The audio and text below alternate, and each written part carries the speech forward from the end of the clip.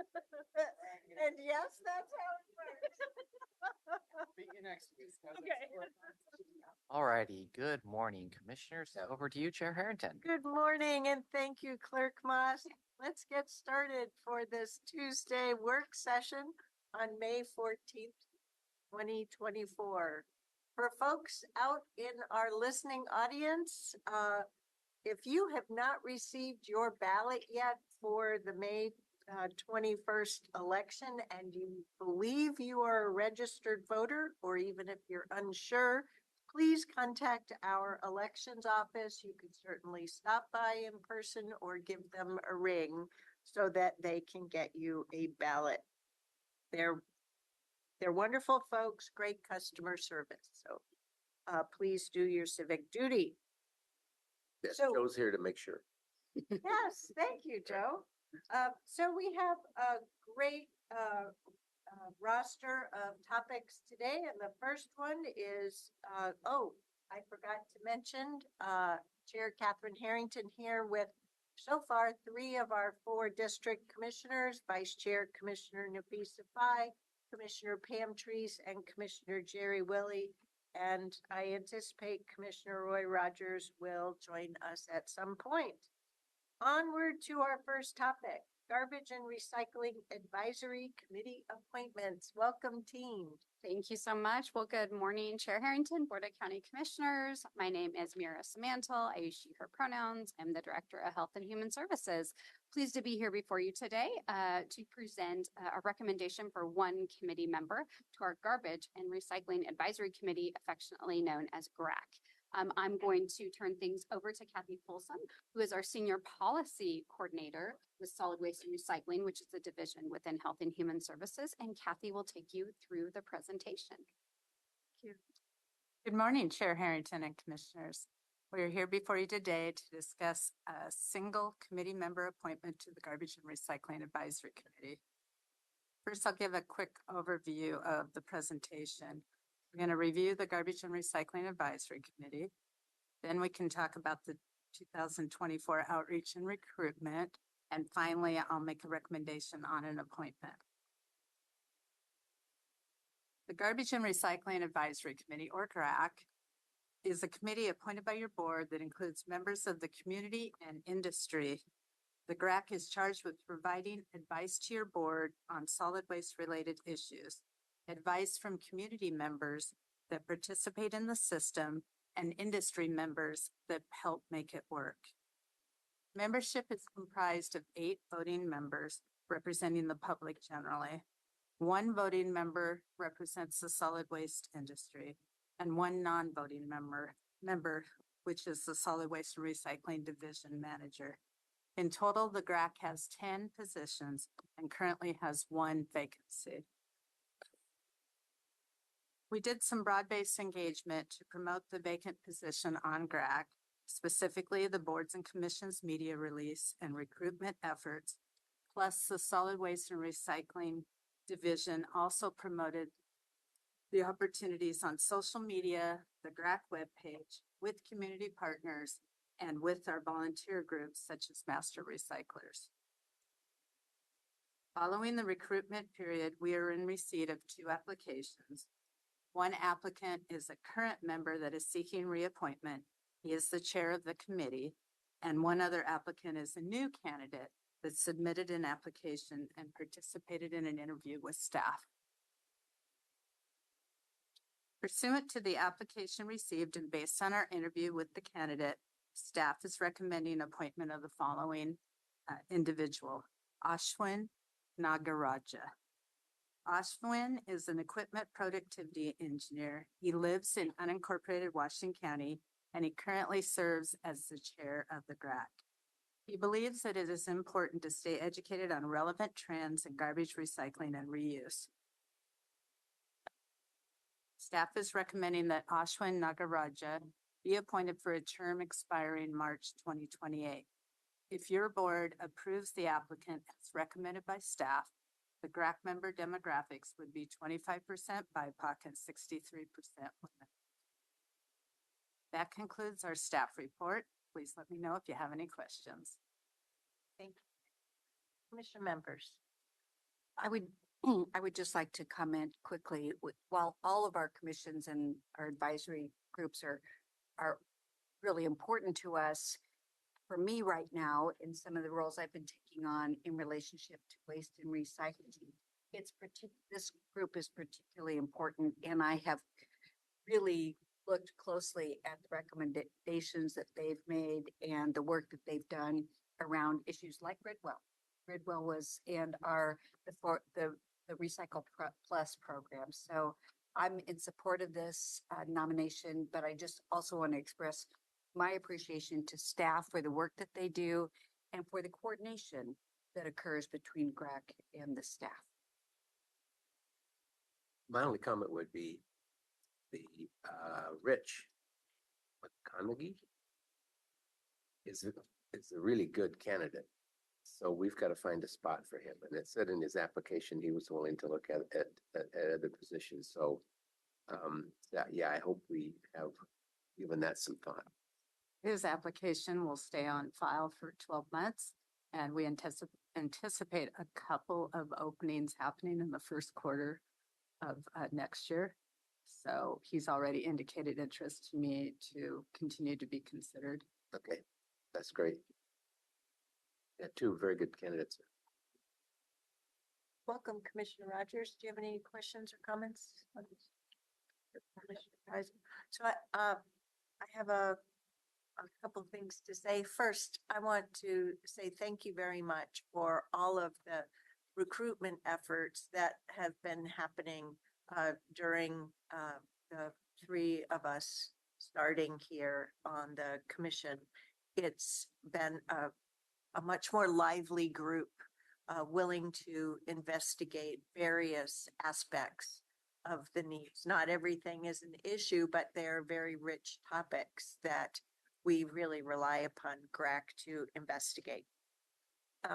So Ashvin is a returning member, if I understand it, and given the attached bylaws, but also the description, the bylaws allow for up to 2 4-year terms, except that a member appointed midterm is eligible to serve the partial term plus 2 full terms. Is that the circumstance that he's in, or has he had? I was a little confused by the table because it looks like the table was updated for the future, so I couldn't quite tell where Ashvin is at in terms of. He has served one full 4-year term, plus the bylaws allow for a member to continue on until the next appointment. So it's a little over 4 years. Okay, yeah, so that helps me clarify that. And I agree with Commissioner Willie's thought on the other applicant. They both looked really interesting, and I'm glad we have the opportunity in the near future to capture each of their interests and enthusiasm. Great, so job well done, and we look forward to the formal appointment. We'll return on May 28th at your board meeting. Perfect, thank you very much. All righty, next we're going to move on to Washington County Property Tax Foreclosure Process and Outreach. And I just want to uplift the work of our assessment and taxation department is really important. They do the assessment across every single property in the large footprint of Washington County and do all of those assessments. And then they generate the property taxes for all at least 42 taxing districts within Washington County. And they do this following every professional standard that is known here in Oregon and continue to contribute to the art of assessment and taxation across our state. And occasionally there are these property tax foreclosures. So we've got our subject matter experts to bring us up to date on the latest aspects of this and what we need to take care of. Good morning, Chair Harrington. Morning, Commissioners. For the record, my name is Joe Nelson. I am the Director of the Department of Assessment, Taxation, Records, and Elections, just like you mentioned.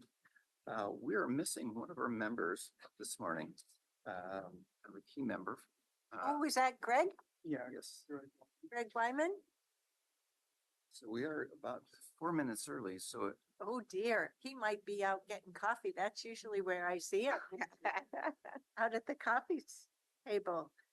So let's shoot from the hip and just keep going. from the hip. You're up. buddy.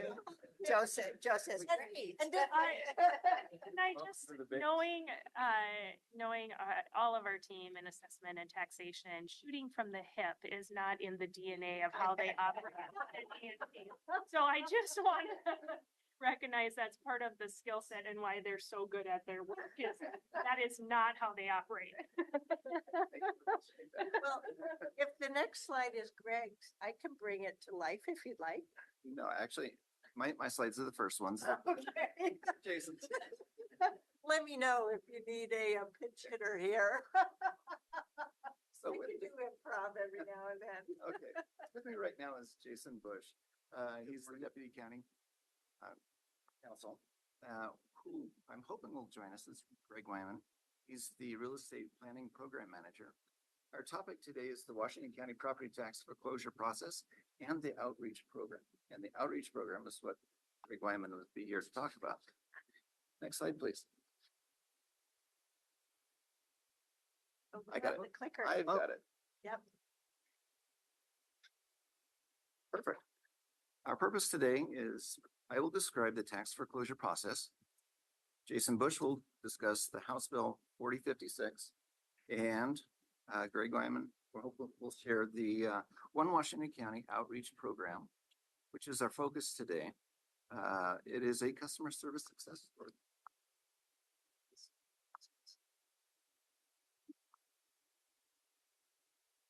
Before we share the success stories, I'll provide factual framework for our understanding.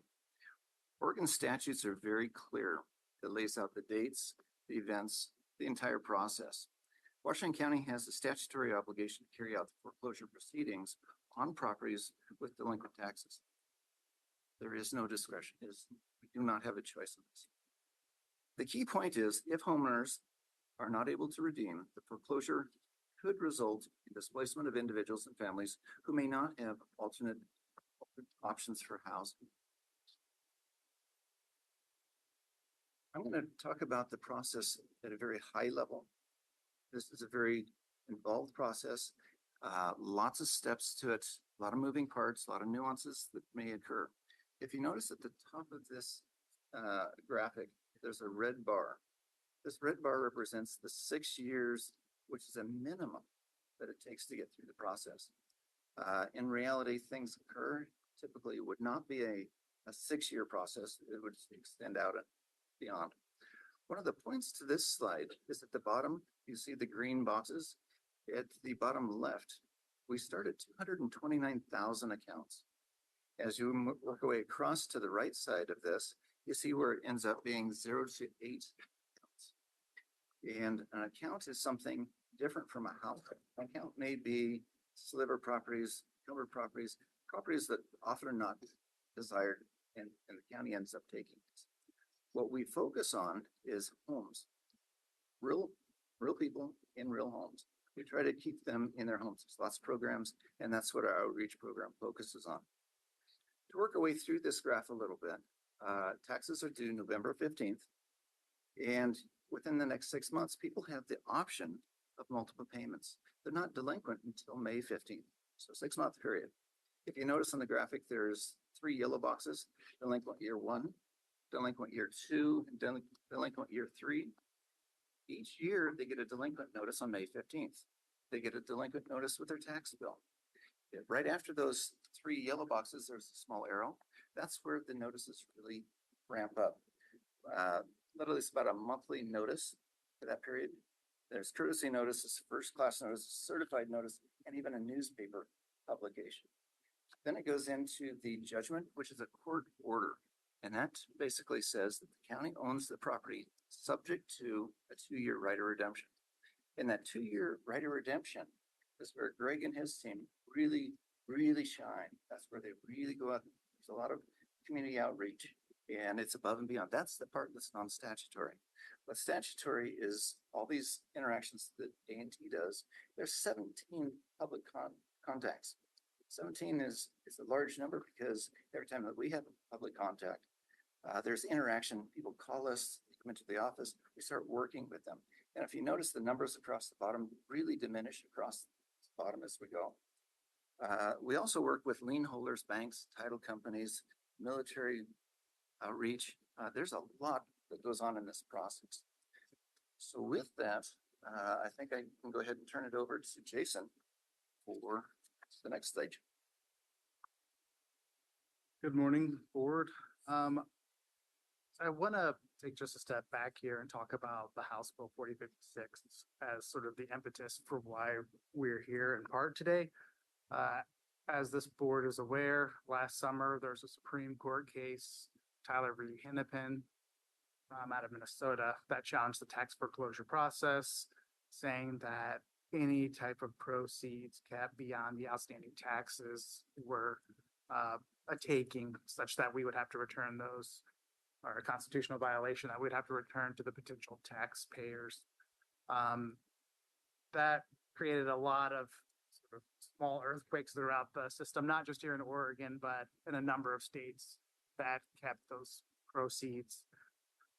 In Oregon specifically, the legislature did try to handle this in the short session at House Bill 4056. Ultimately, what we ended up with was a bill that did three things. One, it didn't create a complete answer to how we're supposed to handle this. Instead, first, it put a pause on any takings in Oregon through the end of the next year. And then two, it essentially said that the counties are supposed to work with the DOR and other interested parties, such as lien holders, to come up with a comprehensive system that we can propose at the next legislative session. Right now, the Department of Revenue is starting to put together these work sessions with the counties. So far, we've had 2 in place. And it's been, for the most part, in the first 2 sessions, just an introductory session. And then they've done a evidence gathering session about how many of these the counties are looking at. So I'm assuming in the next couple of sessions, we'll start ramping up with proposals of what that should look like going forward. And then concurrently with the statewide proposal through the DOR, the counties are supposed to then implement systems in the interim. I know right now we are trying to wait to hold on to see what the DOR will propose before we implement a system, because it doesn't really, right now we want our system to mirror as much as possible to what the proposed system will look like going forward, as opposed to having to change something later on. So that's kind of where we're at right now. And we should have a lot more of this within the next year once the proposal is actually in place going forward. Could I ask a context question to Yeah. make sure I really appreciate the scope of this? In terms of the general numbers, averages from the prior slides. So for these important details, because we're talking about property and people, right? Are we talking about that generally 30 to 40 accounts that are involved in this process? Actually, it's Or much less than that. So what Mr. down to Nelson the was 0 and 8? Yeah, so normally the ones that we take deed are the ones that are at issue, because those are the ones that Greg and his team sells.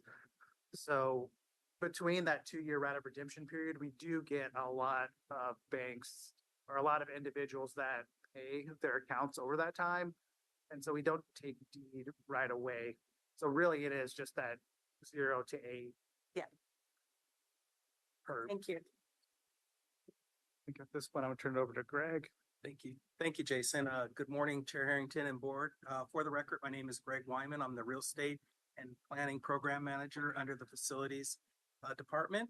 And I'm here today to talk about the component that we work in a one Washington County collaborative effort across the county, where it really comes in at that right of redemption period. And this is focused on individuals who are in a home that could potentially be displaced. And this is just a team that involves not only facilities, our department, it also has county council that we're engaging in it, Health and Human Services, Dave's Disabled Aging and Veterans Services Program, housing and assessment and taxation. And so it's just really getting out there and being boots on the ground, knocking on doors and really visiting folks and trying to understand what the issues are that they're having, because everyone's an individual and everybody has these individual needs.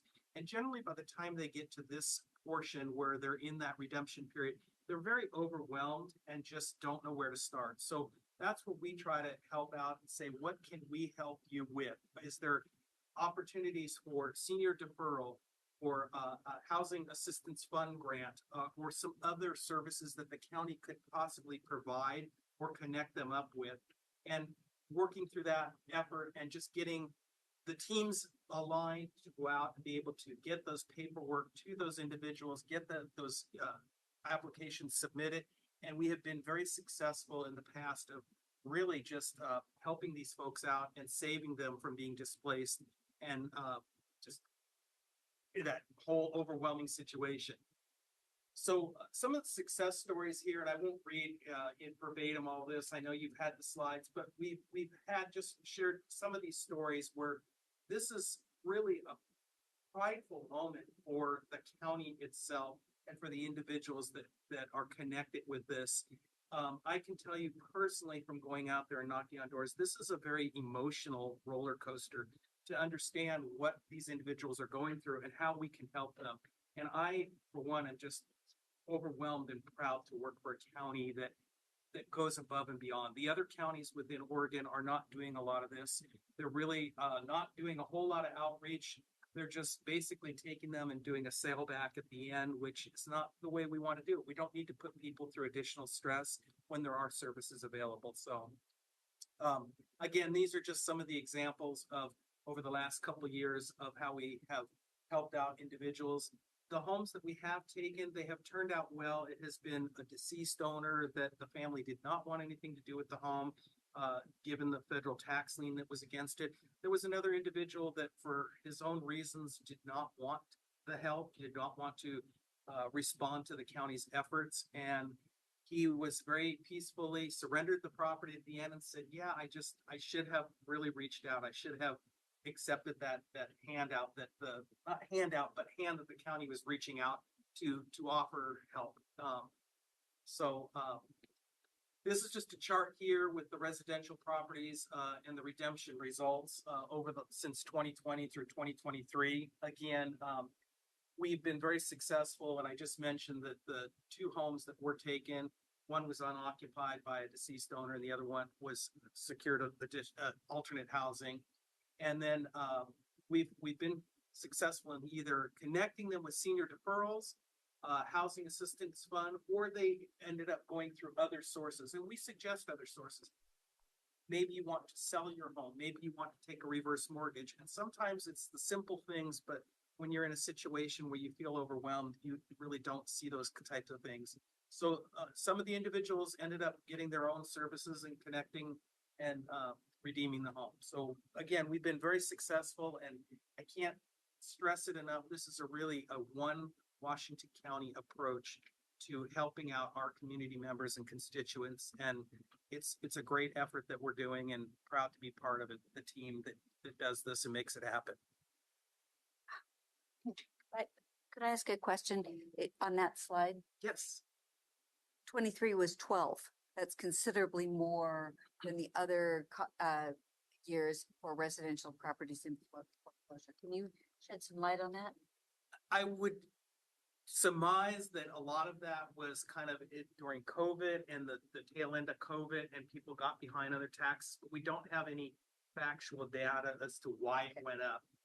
We had 8 that were redeemed, and those, when we say redeemed, those were through other sources, not county programs that could be offered.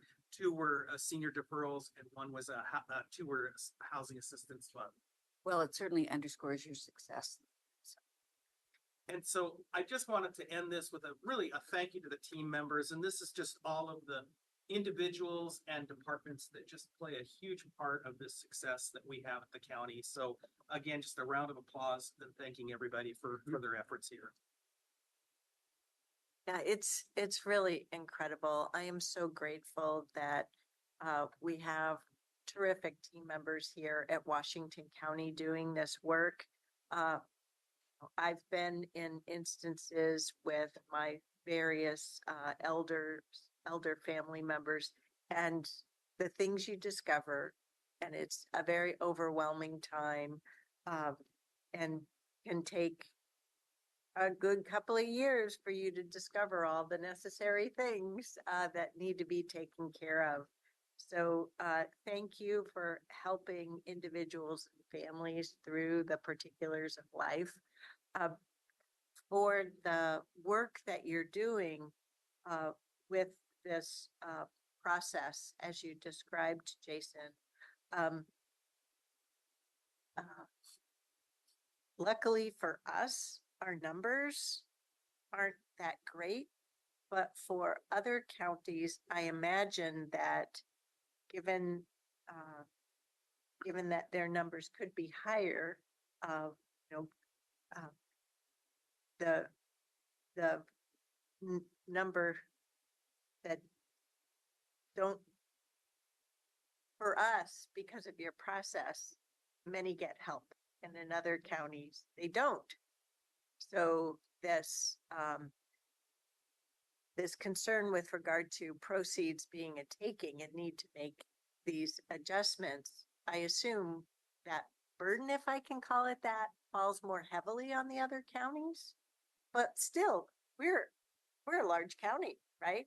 Second most populous county in the state. So their overall numbers are smaller, but the impact would be greater. Is there anything about the way that you see the process going where we just need to have an awareness that the long session will be dealing with this? And so you subject matter experts will stay on the case, navigate through it? Or do you think we may be in a situation where particularly our government relations team or the board will need to interact with our legislatures to say, you know, this may sound like a detail, but we really do need you to understand the situation and pay attention, because it can have lasting effects, not only on us as a local government, but also on real people and real families. Do you see it thus far?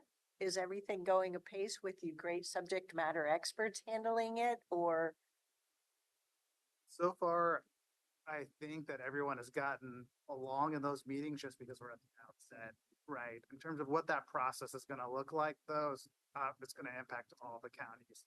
So it's very possible that we will get divisions, and I do anticipate, you know, our government relations team is involved in that process, or at least involved in that directly. So as more comes out in terms of an actual proposal that we get from the DOR, we'll make sure that the board is involved in that, what that looks like. I assume some of that will go through the government relations side to the board directly, but yeah. I just want to encourage you to keep leaning into that clear but compassionate process. And from our internal process, really, we just have a lot of meetings where we collaborate with each other and we brainstorm. And each case, as I said, is individually and unique. And so sometimes we have to just really stretch ourselves to say, what else could we do here and how else could we help? And whenever there's a situation where the one individual that didn't want to accept help, we always make sure that we're elevating that and making sure that our CAO office is aware of that, so that the board is in tune to that too, so that we can all collaborate and help, and just that there's no surprises at the end that somebody has been displaced from their home, but that's because they may choose not to take those services. Yeah. Great. Well, thank you very much. Questions? Jim? No, go ahead.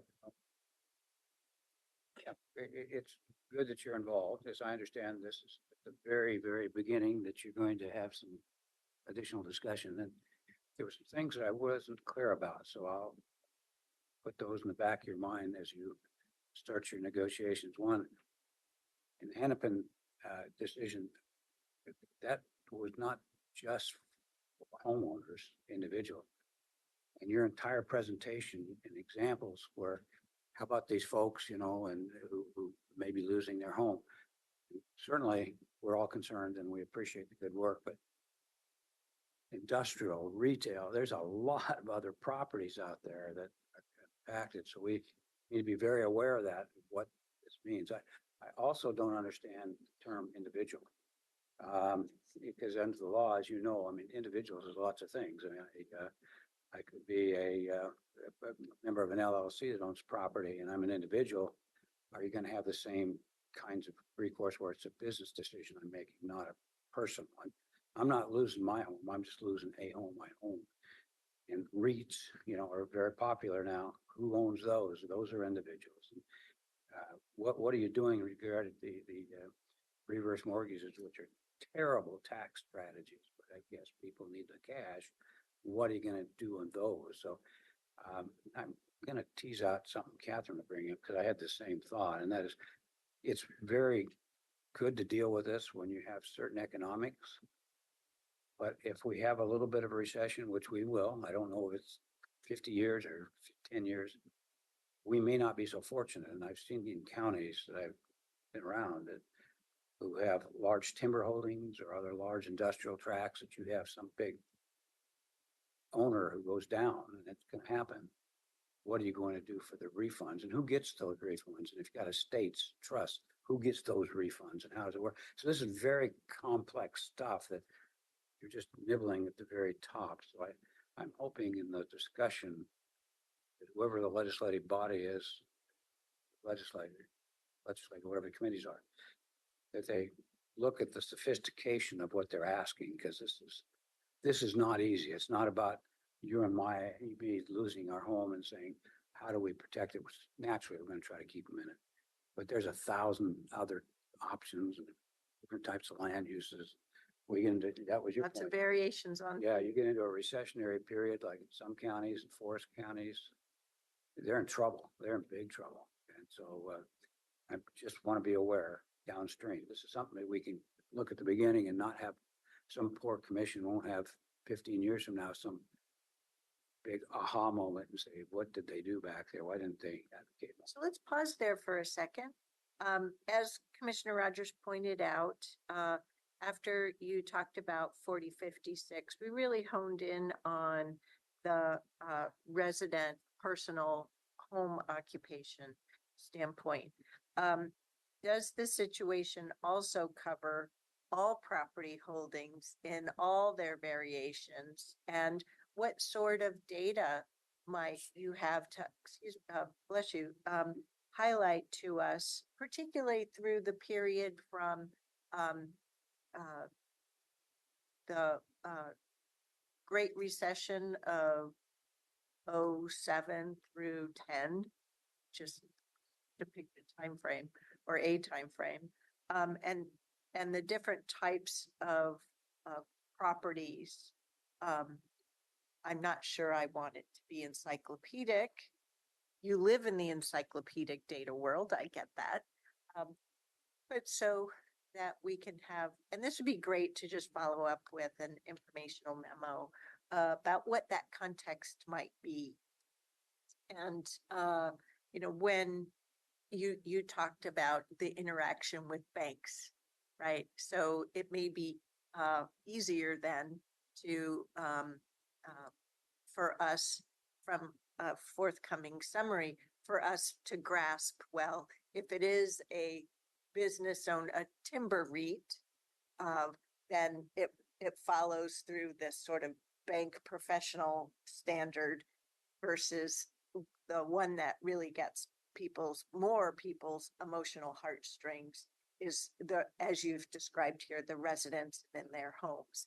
But we would like to understand the scope of what is on your plate and the context. And I meant to ask for that overview, not the overview, but if we're correct in understanding that this case and the work subsequent to 4056 is dealing with this big wide world or not?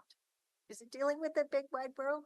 Yeah, and I think what you see on that from, from the testimony at the bill specifically is that the interested parties want to focus, and other groups want to focus on the residential cases because they're more emotionally charged.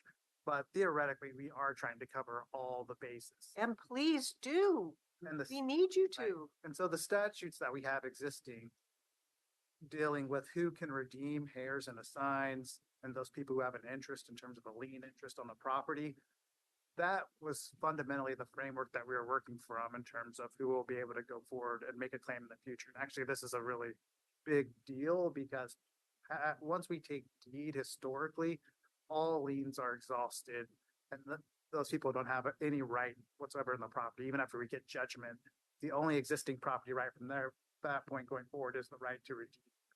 So these are definitely topics that, in terms of who has the right to the proceeds going forward, that, you know, I assume that this is fundamentally where the fights are going to be, who has the right to redeem those proceeds. So if you could outline for us what the total available market is, we can understand that or appreciate that there's this particular segment dealing with residences that I think you've covered pretty well. But we're trying to understand that the big wide world and appreciate just the scope of what you need to work through. And certainly the history of counties, going through county college and interacting with AOC, having an appreciation for the extent of timberlands, farmlands, agriculture lands versus timberlands, and understanding various setups. This is Joe's world, right? Assessment and taxation. So I think that will be helpful to us. Great. Thank you. Yep, that's it. Thank you so much. Appreciate being on the journey. Thank you. And I think later today, we're going to be talking with our government relations team on the legislative process. So it isn't often that we're a little bit ahead of schedule. So breath of fresh air, everyone. Deflection program. Welcome. I am just super impressed with the Washington County team on this topic. And so I'm just grateful for how you're figuring all this out, taking a one Washington County approach and trying to put together a stellar program for us. So welcome. Well, thank you for the warm welcome. Good morning, board and chair. You took a lot of the words right out of my mouth. It's great. One Washington County where it's kind of the theme of the morning and the day. And so I'm Erin Calvert, one of the assistant county administrators, joined with Marnie Kyle, another assistant county administrator.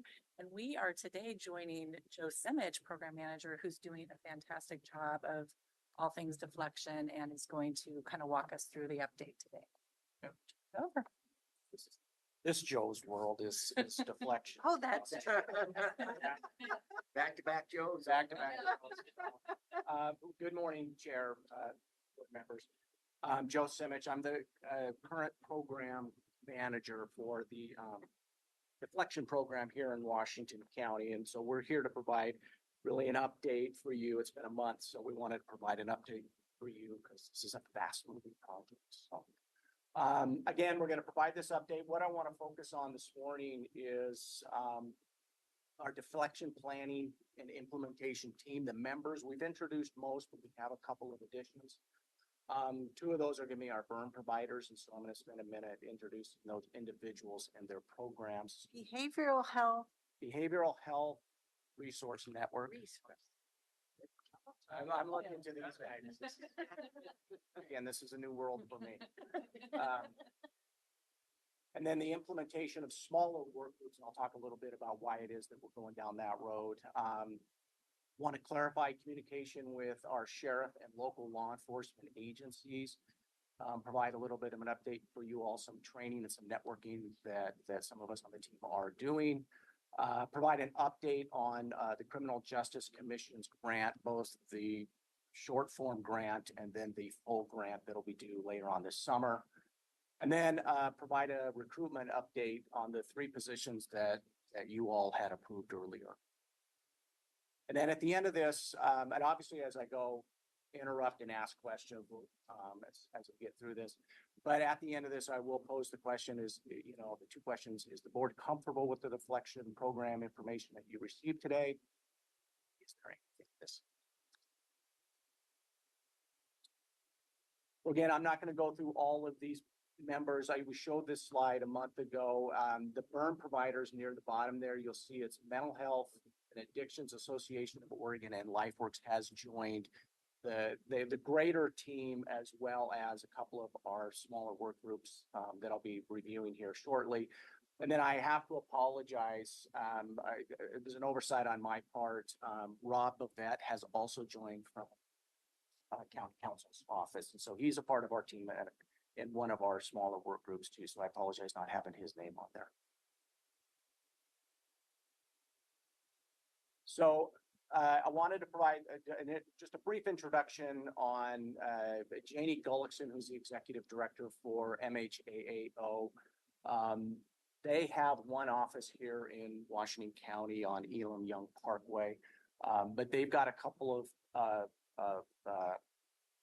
programs that I wanted to highlight here. Their Choice Model, which is a mental health peer support program intended to work with people that are stepping down from residential psychiatric care. And they also work with individuals that are in the community getting ready for hospitalization. There's also the Washington County Coordination, which is a grant-funded program that ensures collaboration with various community agencies and the peer supports. They also provide peer support through the Washington County Jail. They have one, you're probably aware, they have one peer support person that is embedded in the jail working with people that are in custody, and then they transition with them out into the community. So they have one partner there. And then they are the agency, or at least one of the agencies that has been identified to provide peer support services through the CAT programs when those open up later on next year. LifeWorks also joined us, Mary Monette, who is the executive director, president, I can't remember, CEO, I think is what it is. And then Kendra Harding also joined. Kendra is the individual that has come to the large meetings. She will be part of some of our work groups. Mary will be essentially backing her up. But I met with the 2 of them a couple of weeks ago, and they were excited to join us. LifeWorks, you probably know, they have 3 county sites. 2 are certified community behavioral health centers. They provide substance use outpatient treatment as well as mental health outpatient treatment. They have Hispanic culturally specific mentoring services throughout the county. And then the 3rd site that they operate is a residential treatment program for pregnant women out at Mountaindale. So we established some smaller work groups. What we found was there's about total 17 people on this larger work group. We get together every Monday afternoon at noon, but with that large of a group of people, there's usually about 12 to 14 people that'll join us each week. It's nearly impossible to move this along at the speed that we need to move this along to be up and running September 1st. So what we've done is we've established right now 5 smaller work groups to work through some of the elements and the detail of our deflection program. The first that we established was a deflection team. And this is, all of these will have the program manager on these smaller teams, but we've got Kevin Barton, our DA, John Cook, Rob Bovette, and then our 2 burn providers, as well as the assistant director with community corrections. So we're establishing the steps of deflection. So starting with law enforcement contact in the community, they get cited or charged. How do they hand off to a peer support specialist? So we're going to be establishing just step by step what deflection looks like. And we've already sketched something out. We're going to be identifying a deflection team and their day-to-day roles. So essentially what that would mean is when law enforcement is stopping somebody in the community, they cite them for possession of controlled substance and they refer them to a deflection team. Who is that team? What's the makeup of that team? We will be defining engagement and treatment. So a goal with deflection, as we know, is getting people engaged in treatment. So what qualifies for engagement? How do we define that? We'll be doing that with this group. And then also defining deflection failure. At what point is somebody not engaged? At what point does the state look to offer a conditional discharge and put them on community supervision? So trying to establish that criteria as well. I have a question. Yes. First slide. Yes. So since deflection is to address public health and public safety, where's the public health on that team composition? That would be Janie and Kendra Harding as our burn providers. And then on one of the other slides down as the next slide, I'll get into some more detail related to the treatment aspect of it. That includes two individuals from Health and Human Services.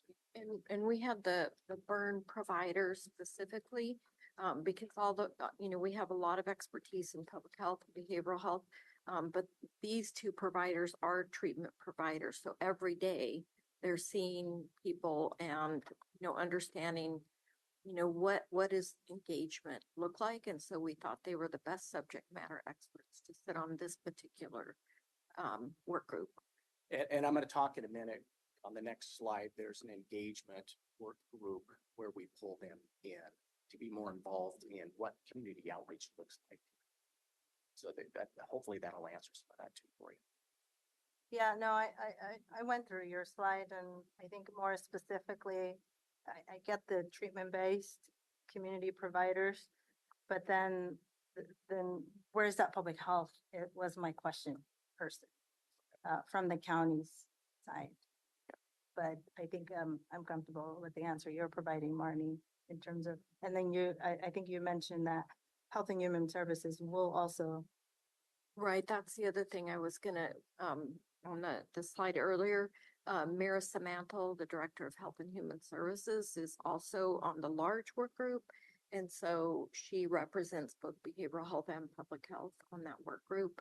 And then of course I bring a 4-year public health background. So really trying to keep that within there, but really this is program planning. So we have to be very specific about what are the steps and what are the services, and what's the program. And I think as we're able to pull back a little bit more, we can bring in more public health perspective. Yeah, and I will give a shout out to Rob, since he's I think he's a drug policy professor at Lewis and Clark. So I think shout out to his role in this one. So I'd just like to contribute that since I've been the chair, we've had 2 different programs that we have spearheaded here at the county that have touched cities. And I'm very much a desired outcome. What are we trying to achieve kind of person? So the 3 different aspects that you talked about, Joe, that you verbalized the team looking at, which is music to my ears. Step by step, what does it look like? The whole deflection process, everyone's role in the process, engagement with treatment. What does that look like? As I think about, one part I forgot to mention is with those 2 programs, some of our city partners occasionally articulate that they're boots on the ground and they don't feel like they are incorporated into the process and decision making, which can be sometimes uncomfortable to hear when we actually have engaged with them through all parts of the journey. But I think it's really the feedback of what the heart of what they're getting at is at the end of the day, there are people in their community and their resources, their police officers, for example, their communications, outreach people, down to their librarians in the public library, are interacting with people. And so they're feeling that effect and are occasionally, I think, I'm assuming, having difficulty identifying that, yes, as we constructed this process, we envisioned that kind of scenario. But somehow that day-to-day experience isn't reflected back in the process, or they may just be encountering holes in the process too. So that's why it's music to my ears. And I just want to make sure that in the future months, when things are more certain and this, how it works, this proposal rolls out to mayors and city councils, that they have the opportunity not only to hear, but to read on the paper, since everyone consumes information differently and some of us need it in multiple forms. They need to be able to hear and see that, yes, you used this very thoughtful process to figure this out, to come to this proposal and appreciate the nuance. So that's where my head is at. Thank you. Thank you. The law enforcement training, so that's myself, John Cook, the undersheriff, and then Errol and Al Roque, the two of the chief deputies. And we're going to be establishing those protocols for law enforcement. What's their role related to deflection? And then they're going to be communicating, mostly John will be communicating with the local law enforcement to get some feedback and some input from that group. He's already started, and I think I've shared that the four of us attended a commander's lunch last month to have this conversation with the law enforcement leadership throughout the county, to just introduce deflection, who we are, what we're trying to accomplish. What they've communicated to us is they don't necessarily want to be at the table working through their role with deflection, but they want to be kept up to speed with decisions that we're making. And so we've made that commitment to them. I have not to pick on every topic here, but I do have a question every one. So justice system intervention, so individuals are mandated to drug treatment. Now, law enforcement are the referral source to community-based drug treatment and mental health services. Now, this law enforcement training group, wouldn't it be advantageous, or isn't the best practice to also build out of this community or this group and include perhaps a public health person and Yes. And a community-based person, but I don't see here this And we're training. that's something we're trying to build out. That's one of these other work groups that I'll touch on here in a minute. Ideally, in an ideal world, what you were going to have is law enforcement officer that is going to contact a peer navigator, peer support specialist, what do you want to call them, and there'll be a handoff out in the field. And so how do we develop that sort of a network? And I'll talk a little bit about LEAD and some of the things that we've done. Isn't that part of the deflection bucket? So that's what I wanted to clarify, that right now we're really focused on deflection, which isn't the point where somebody's mandated to from a court. They don't, I mean, the idea is that they completely avoid that criminal justice system. So they're not going through court. It's really the law enforcement officer giving them a citation and saying, you can go to treatment, and then having treatment outreach come to them and say, you know, let's get you some support and help, and what do you need? And that's housing and treatment and all sorts of things. And this group, the law enforcement training right now is really about, and correct me because you're in the meetings, but it's really about coordinating with all the law enforcement agencies and make sure their citations are the same, like the same process when they do encounter someone out in public. And so, as Joe mentioned, the warm handoff, we're hoping to eventually get there, but my understanding of this group right now is really just to establish that all of the law enforcement agencies are working in coordination and partnership and the same. So whether you're in Tigard or you're in Forest Grove, you're going to have the same sort of thing happening for you. Yeah, what we've encountered is just a lot of question around deflection. What is this going to mean for officers or deputies out on the road? What's going to change? And essentially what we're trying to establish is not as minimal change for them as possible. So they're going to be citing someone for possession of a controlled substance. But what other information can they hand out with that? And that's something they're very used to, but not creating a new citation, not trying to create new process that could be confused for law enforcement. We want them to participate in this. We don't want them to avoid this because it's too cumbersome or complicated, or there's just too many questions. So we're trying to simplify it as much as possible for that group. But the end of the day, if somebody does not follow the treatment regimen, they do actually get to jail. They can be offered a conditional discharge and then community supervision, which would then mandate treatment as a condition of that community supervision. Whether they go to jail or not is hard to say. I mean, they potentially, yes, they can. And then if they refuse, the statute allows for time in custody, limited amounts of time in custody.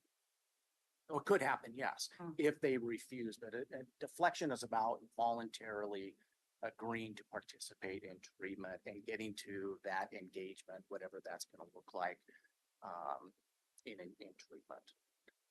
So I would suggest that if you have further drill down, please take it offline and let's keep going for the purposes of today. Okay. Excuse me, the communications team has been established as well. Right now, it's myself with Julie McLeod.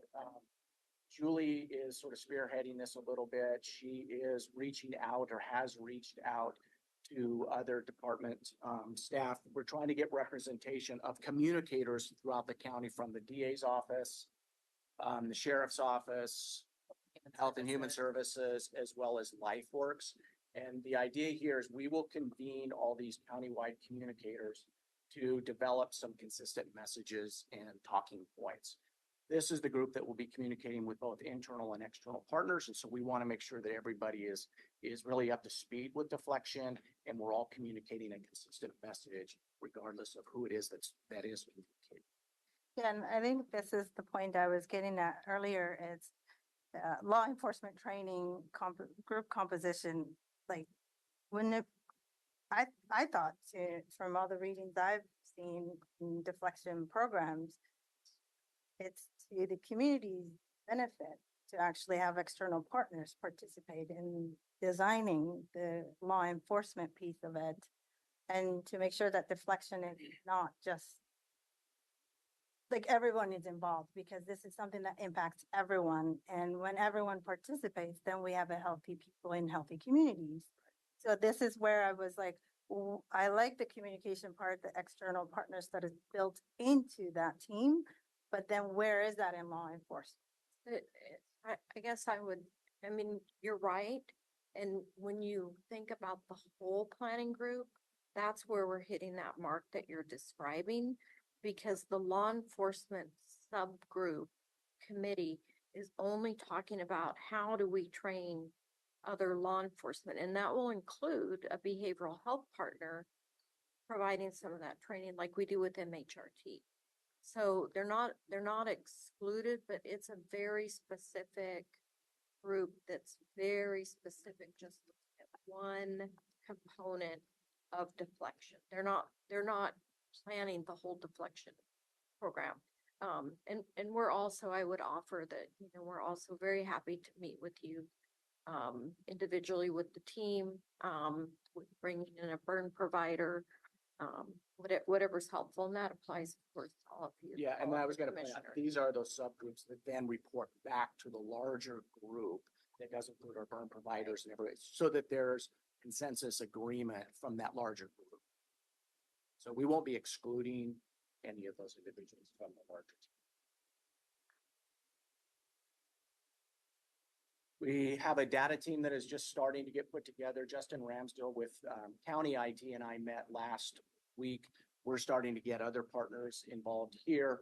The goal of this group is to look at data collection, tracking, and reporting.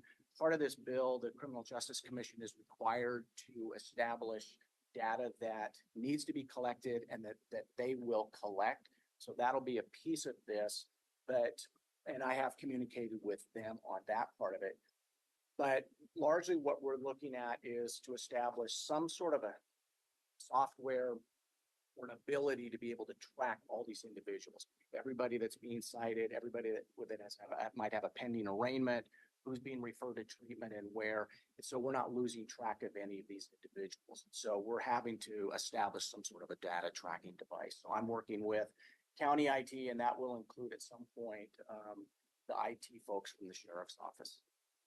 And just some reassurance that we also will ensure that this will fit in with the work that we're doing on ERP. So we're not gonna build something that won't. Like they say, you can't manage it. Right, exactly. And we'll be taking this back to the larger group. CJC will establish certain data points, but there might be, in addition to that, I imagine there'll be some things we're going to want to collect and track. And then finally, the outreach, which we talked about just briefly, but I have a smaller work group with Mira and Nick from Health and Human Services, and then our two burn providers. So what we're trying to do is to look at, in order for us to really have, I think, the best program that we can put together, in addition to, just law enforcement having contact with people in the community, we need to have some peer supporters out there in the community, some peer navigators.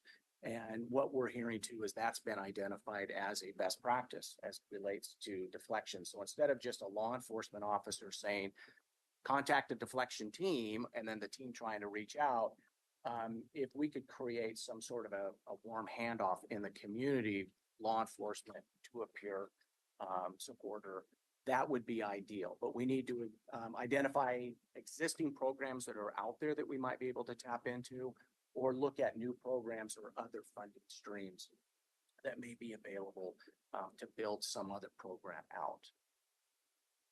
And then Monday report outs. The large group gets together every Monday at noon. These subgroups will be reporting out on any progress throughout the week. And then it's an opportunity to ask questions, get feedback from that larger group, and get an agreement from this group on all these smaller decisions that are being made. So training and networking, there's really three things I wanted to highlight. Our ECHO program, and I got to read my notes here. ECHO stands for an extension of community healthcare outcomes. And it's a network of healthcare providers that provide online training and supports, typically via Zoom. The ECHO team has a behavioral health component, and they have scheduled 10 training sessions throughout the summer. We've already had 3 of them. They identify best practices and share best practices related to deflection. And then it's also an opportunity for folks from around the state to share ideas on what we're doing. Last week, talking with a couple of the individuals on the ECHO team, they've asked us if we would be available sometime this summer, June, maybe July, to share what we're doing in Washington County, because they felt that we were essentially a step ahead most other counties. So we'll probably be sharing something to that group, and other people from around the state will be sharing what they're doing. Is this program consistent amongst everybody, or are we? No, there'll be differences from county to county, and I'm already finding that. In Crook County, they're doing something that is very different than what we're proposing here.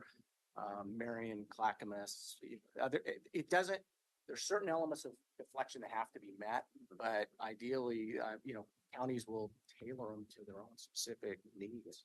So baseline rules, and then there's a little bit of.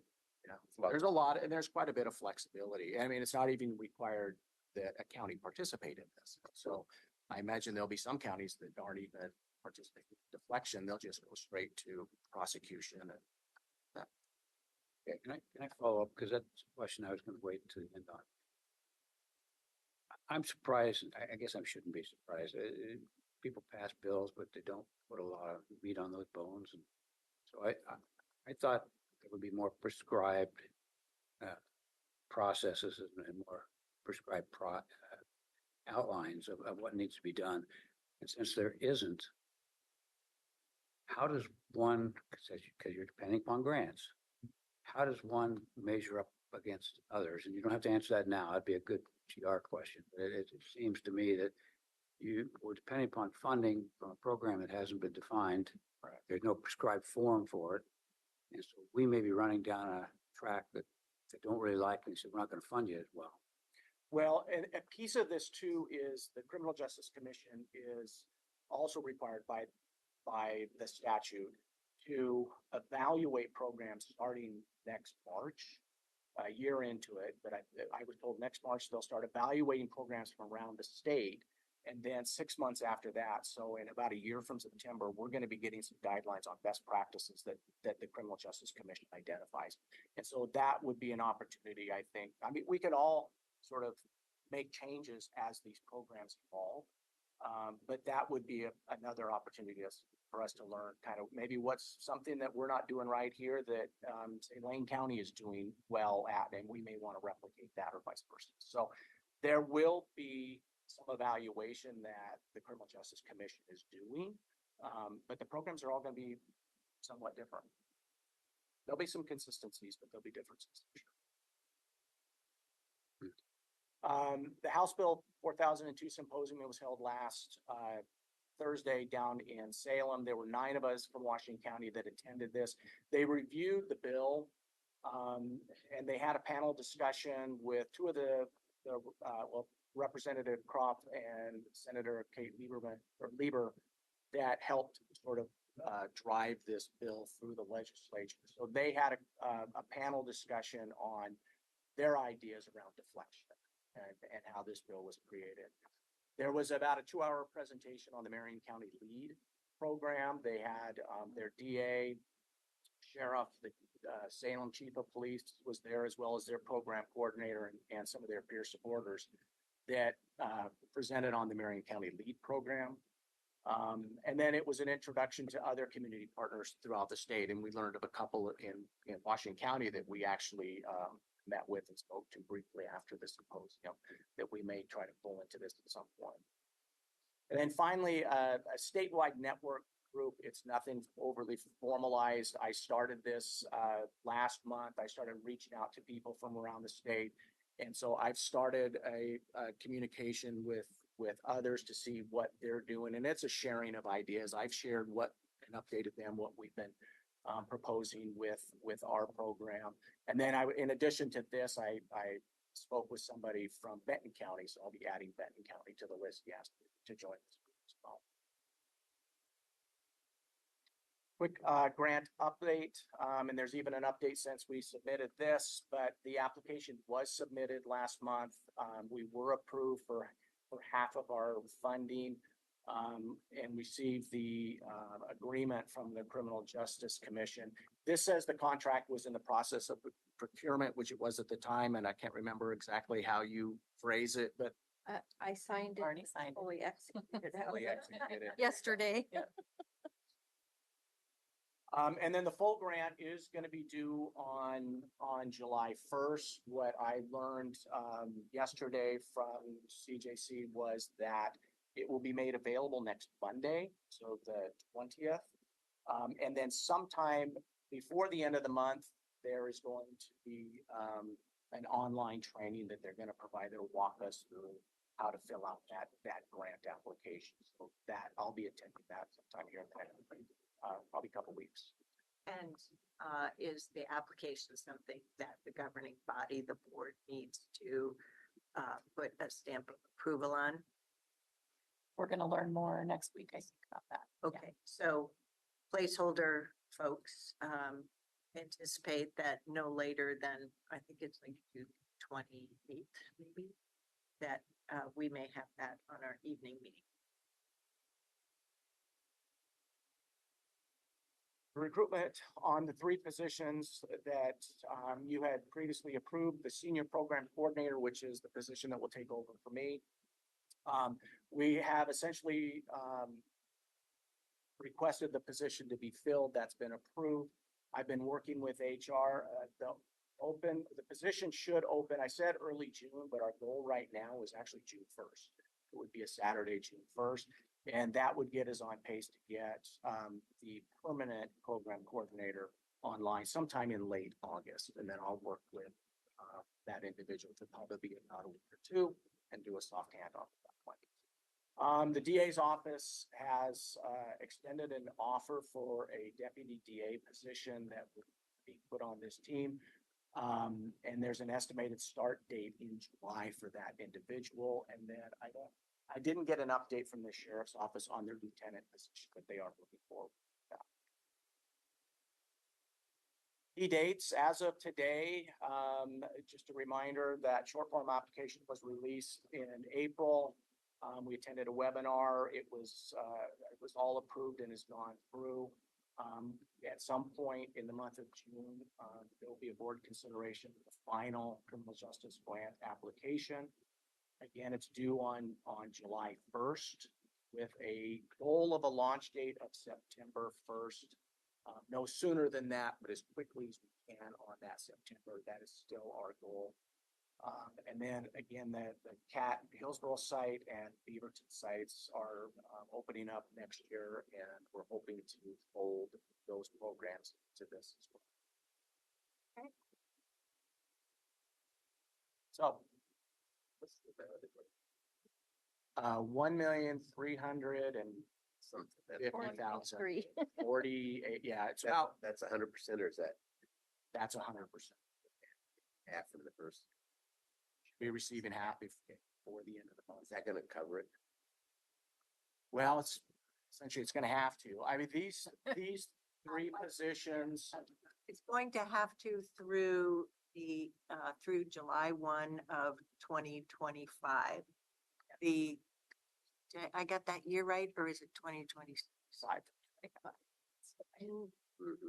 Is so the biennium starts July 1, 2025? Okay.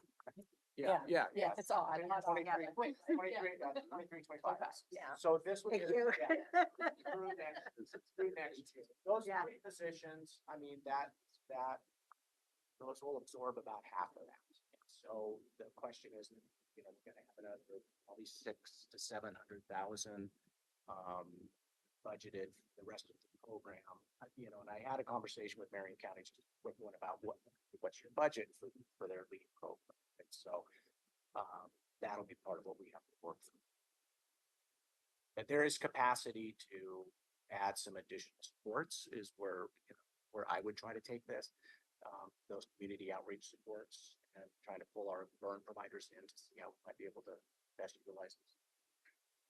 I'm wondering, as part of the funding though, the underlying informational databases or citation forms, will you be using existing infrastructure, or will you need to deploy an additional piece that may cost money? Well, I would say like the citation, what law enforcement is doing in the community, our goal is to use the exact same citation. We don't want to confuse them with something different. Yep. What I would envision, what might be some sort of a trifold handout, so, some minimal cost there. There might be the need to purchase some software, which typically isn't a ton, but I don't know what that cost might be. But in order for us to track individuals. Yeah. Yeah. So once, it goes from the law enforcement citation to, I'm imagining the handoff to the case manager, that information management system. So, because as described, there are these different off ramps that we're hoping for successfully through the addiction, clearing up the citation or not. And the Criminal Justice Commission they haven't identified exactly what their software will be, but they're thinking it would be RedCap, which I don't think would be any cost to us. That's just web-based. We used it in community corrections. I'm familiar with it. And that would be us uploading that for the Criminal Justice Commission. There shouldn't be any additional cost for their data collection to us, but that tracking, yes. I'll come back to this. Anything else, Commissioner Will? No, this sounds like a really great program. We've got a good foundation to it. So look forward to next steps. Commissioner Treese is thumbs up. Commissioner Rogers? I just have one question. I'm gonna follow that Gary's line. Since you're leaving, you can tell us the straight story, anything you want to tell us. I get understanding that the next legislative session is going to have heavy emphasis on education. Because everybody I know in the educational community is going down guns blazing for money. If there is a deferral of any money in regard to the program, not that we wouldn't get funded in the second application, but you're saying that it only takes us through June 21. Because it's spread a little bit. What does that do to the program and implementation? You can still do deflection. You know, you need the additional, you need the additional monies for that outreach. That to me is critical. You talked about 3 persons. Yeah. Yeah. You didn't say they were limited duration. Oh, these positions? Yes, that's called an unfunded or underfunded mandate if the state doesn't continue to provide the funding as of July 1, 2025. Right. We're real sensitive to unfunded and underfunded here. So that's the. Yeah, okay, yeah. And well, conversations I've had like with Kevin and some other people is you get what you pay for. And I think the legislature. Kevin, the DA the- doesn't yeah. control. No, and I'm not talking about county funds, I'm talking about state funds. And I think that if the state wants for this program to be effective and utilized around the state, if they don't fund anything, nobody from around the state will be really doing. We can try deflection and they will try deflection. So it's an AR on our list for the Yeah. legislative. Yeah, person. and I know, He's That's the making. point. yeah, and I think this needs to be done down in Salem. It needs to be funded down in Salem. You know, this person who's going to be my position, one of the things that I'll be communicating is there are going to be some grant opportunities out there. And so you know, get creative and go out and look for those grants. This program can't be funded year after year on grants. Those need to be supplemental dollars. Maybe answer that question more directly. This budget continues to reduce discretionary services at Washington County. I foresee that being the case moving forward as well. So if there's not state funds for discretionary services, those are contemplated to be reduced within future budget years. So we will be talking later on our agenda today about the state legislative agenda. And so it's really pertinent for. I have one Commissioner 5, do you have any questions or comments? Yeah, I have two comments. One is you said the senior program coordinator is going to step in for you. There's Correct. mighty big shoes to step into. I agree. And then the other comment is, great start. And I appreciate you hearing my questions. I wonder if there is any opportunity for you all to share with the board what are some best practices that you're looking into to model this program after? And that will just be the informational needs for me. So far, great start. And I look forward to what the step-by-step pathway that you designed, the Washington County Deflection Program will look like. So I'm really looking forward to it. And look forward to providing my inputs on some of the step-by-step access points that you're intending to create for Washington County. Well, thank you. And I will say, I know push them on time. We are further along, I think, than just about anybody in the state. And that's because these guys got us jump started. So when I started here on April 1st, we were way ahead of everybody else. Washington County, I think, placed a premium on this program. I'm not surprised. Jump start. Everybody else just started meeting early to late April for the first time. And so these folks started well before I even came on board. So. And I think this is Erin Doyle, one of my favorite things that she brings forward. I know She's in in DC. Oh, she's in DC, but she always reminds us that nobody's an expert yet because we're all learning and developing this, and we are seeing some of what we believe is best practice, but we also have to balance that with our research. So more to come. So I speak last. So while Joe's put his pen and paper away, I know Erin still has hers out. Might want to get it uh, out. So if we could go back, sorry, I can't see the number, to slide 10. So this is where I think some further clarity is needed. You've really been focused on the grants, the funding, and doing what we need to do to secure the grants. That's great. I'm really super interested in how can we be successful as a community together, right? So I've talked a little bit about the city needs as well. So the timeline that we're on as the commission in support of your efforts is really getting to that deployment date. Whether it's September 1 or September blah, blah, blah, or something else, I'm not hung up on. But it could be deployment, implementation could be as early as September 1. So we're 3.5 months away. I really want to make sure, commissioners, that our team has the time and the bandwidth to do the work that we need them to do. So this is where I'm pretty easy to please from the standpoint of touch points. I don't want you to have to come back simply to satisfy our general desire to hear more, right? It's like, where's the meat on the bones? That's what I'm really focused on. So what I'm really what I'm thinking is, I hear that you've got the grant that's due by July 1st for the second part, the full grant for the full implementation. I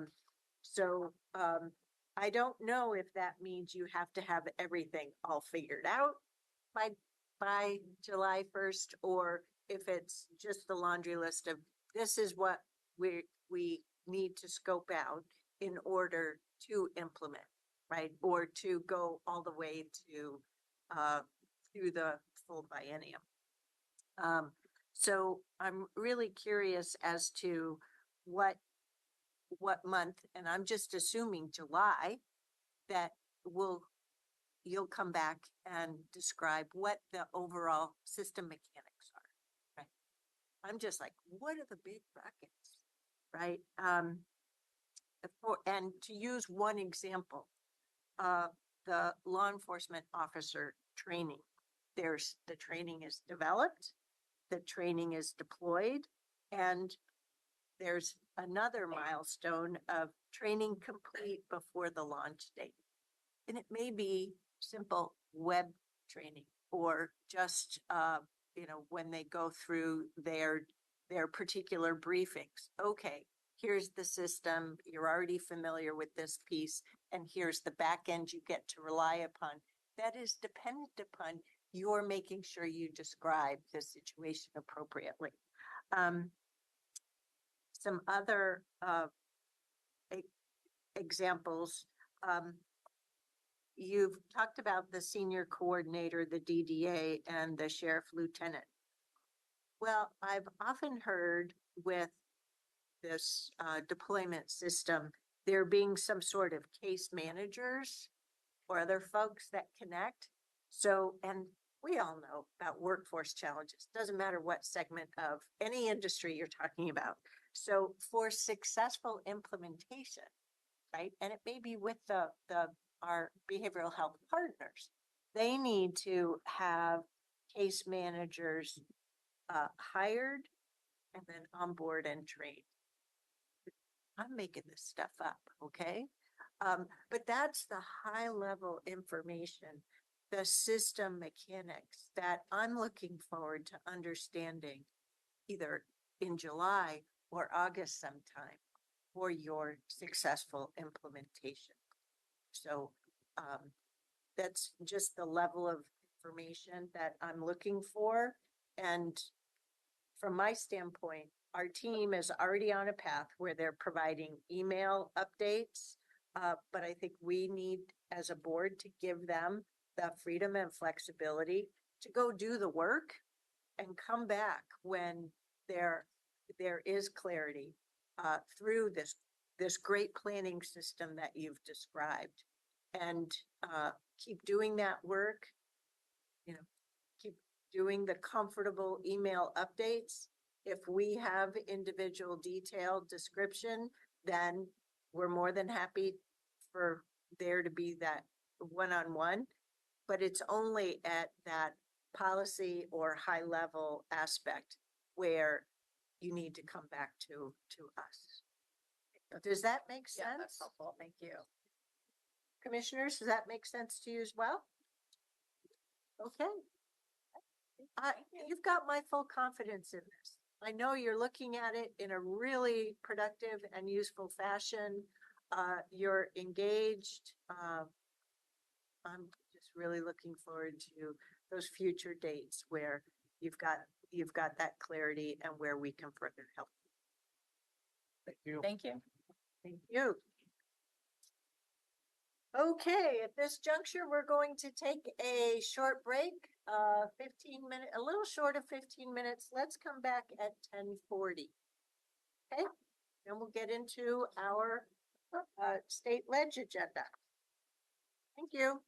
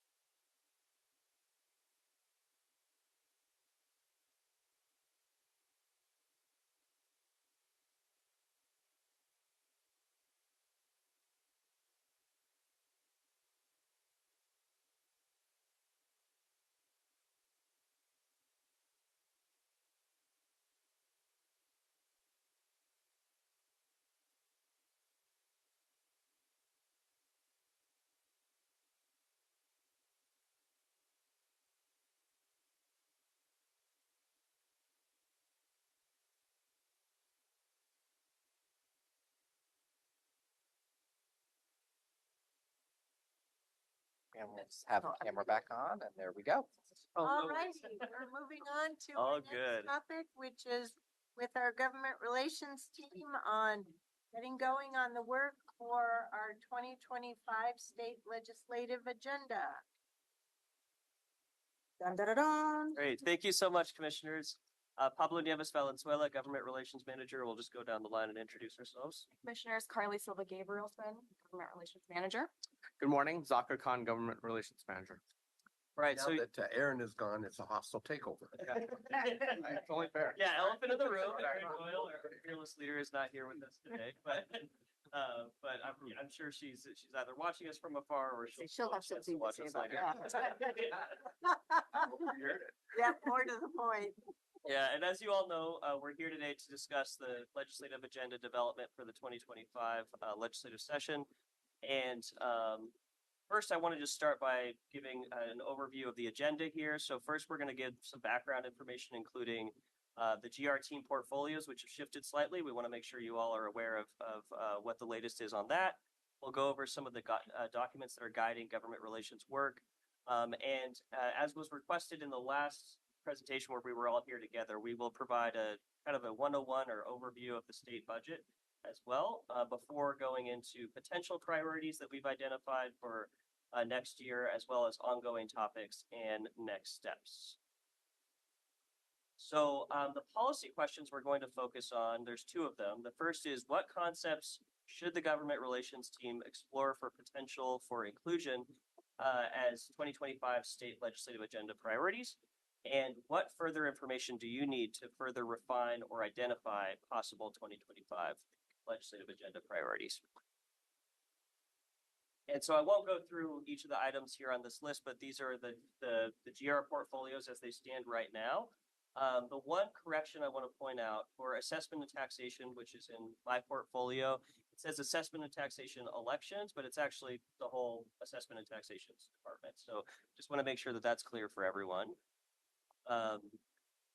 So yeah, I'll go ahead and pass it over to Zakir. Cool, thank you, Pablo. So when we are constructing the state legislative agenda format, we just want to articulate kind of the core items that go within that packet of information. Today we'll only focus on the county conversation, but CWS is typically, Clean Water Services is typically included within what we develop as part of the packet. We utilize kind of three core elements when it comes to the format. Number one is the guiding principles, and this is used for the review and evaluation of all legislative proposals. And an example of this is unfunded mandates, for instance. That's a really helpful piece of information for us to utilize when we are first looking at a bill to flag any immediate concerns that the county may have. The second item that goes within the packet is the legislative priorities, and the primary focus, it's typically the primary focus of the legislative session. It might be the things that the board has articulated that are take-home issues for the county. So an example of this is last session in the short session, the county prioritized funding for the CAT. So that was one of the legislative priorities for our GR team to lobby on. And then finally, it's the service and specific guiding principles. These guide us when we review specific proposals relevant to the county's services, departments, or divisions. And those go down to subjects more specifically like health and human services, assessment, taxation, and elections, human resources. So just as another example, pay equity would be an issue that falls within human resources, for example.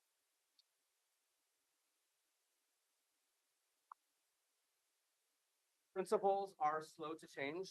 They serve as long-term guidance. When I first came to the county, I saw how a lot of those principles carried over into my work as I started working here. And historically, they're only amended to align with updated board guidance. We have priorities that are dynamic from year to year. So these may shift based upon dominant themes that we see articulated over the interim or in the news. Yes. I just want to touch on principles real quickly. Over the course of the last year in being a more regular attendee at the General Revenue and Veterans Committee, I've become more sensitized to and there were pretty active report outs from the associations. And so I've become more sensitized to the realm of responsibilities that counties have as instruments of the state to put in systems or have systems in place across all 36 counties that the community can rely upon. And from year to year, I'm hearing more and more about outdated state funding for those services. Last year really highlighted to me, or I internalized how assessment and taxation funding has been reduced from a 40% rate to just down to a 10%, 9-10% rate. And I'm learning more about for the surveyors amongst the counties, what the cap is. It's a 40-year-old cap. And so I don't know if we have a principle in place to help modernize the state parameters that counties across Oregon are dependent upon. It's just an active principle so that we continue to recognize that we are one of 36, and I think we have a practice of supporting the association recommendations as we can. And so I think if we don't already have a principle, that might be one we want to consider as we continue to get prepared for the 25 session. And this seemed like a good place to bring that up. No, thank you for that, Chair, and we'll definitely make note of that and address that. Thank you. The new doc. Pablo, do you want? Priorities. Yeah, so I'll just briefly, talk about priorities which shift and they're more dynamic from year to year. When we're talking about budget priorities, capital projects like the CAT, the courthouse, those are good examples of what budget priorities might look like. And certainly our system challenges as well, community corrections, the law library are other good examples of that. But I'll just, quickly say, I know the last time that we went through this process, we ended with like a $16 million ask for community corrections, right? Like that was a priority. And statewide. Yes. Thank you for the clarification. And community corrections, that certainly is a conversation that we're still tracking right now. We don't have a specific dollar amount at this point, but we do know that there are a lot of questions right now about exactly how you structure community corrections funding. So, it might not just be the dollar amount that we're talking about. So we do know that the finance situation does need to be revisited. Right. That's correct. Yes. And so that's something that we continue to track.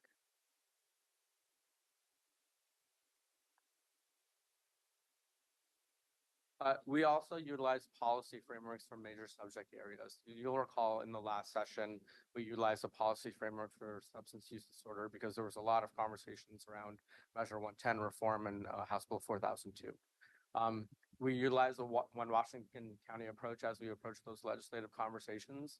And there are a lot of different sectors within the county that interface with us to help create that entire template. And then we obviously bring that to the board to further fine tune. That was really helpful throughout the session, I can tell you from personal experience.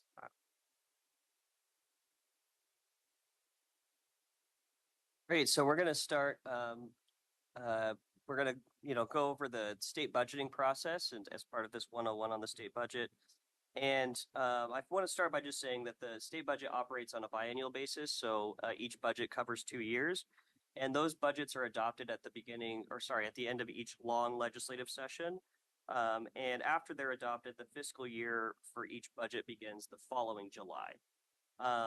So these budgets can, and they pretty much are always also adjusted during the short sessions, as we just saw in the most recent short session. And also they can be adjusted during special sessions as well. And just to back up for a second, I want to talk about, how they go about the process of setting the state budget. And the first process is really the agency requested budget. So this is when state agencies will submit to the governor their requested budgets, right? And of course, then the governor has the ability to review those and decide what actually gets included in her or their final recommended budget, right? And so after that happens, that budget is submitted to the legislature And they have the responsibility of sifting through, determining which of the governor's priorities they are going to provide funding for. And ultimately, once they adopt a budget, of course, the governor still has the ability to veto various budgets that are passed by the legislature. And they even have the ability to veto, like do what's called a line item veto. So they can go into a budget bill and take one specific program that they don't like and they can cut that. Right. So there really needs to be a lot of agreement, synergy between the legislature and the governor for something to make it into the final budget. And also, actually, I just want to mention that one thing we've been hearing is from state agencies right now is they've been asked by the governor's office because they're in this process right now. They've been asked not to submit significant increases in their budget that aren't tied to inflation, right? So they are being asked not to submit requests for new programs and new policy priorities. So just to give you some context on what's going on right now. So next, I want to talk about kind of give an overview of the 4 distinct funds within the state budget. And I'll go into more detail on the general fund and lottery funds because we have a little bit more focus on those as part of our GR work. But the first one, and probably most importantly, it's the general fund, which, as you can see from this pie chart here, this makes up just over a quarter of state revenue. And next we have the lottery fund. This is a relatively small, but nevertheless very important part of the state budget.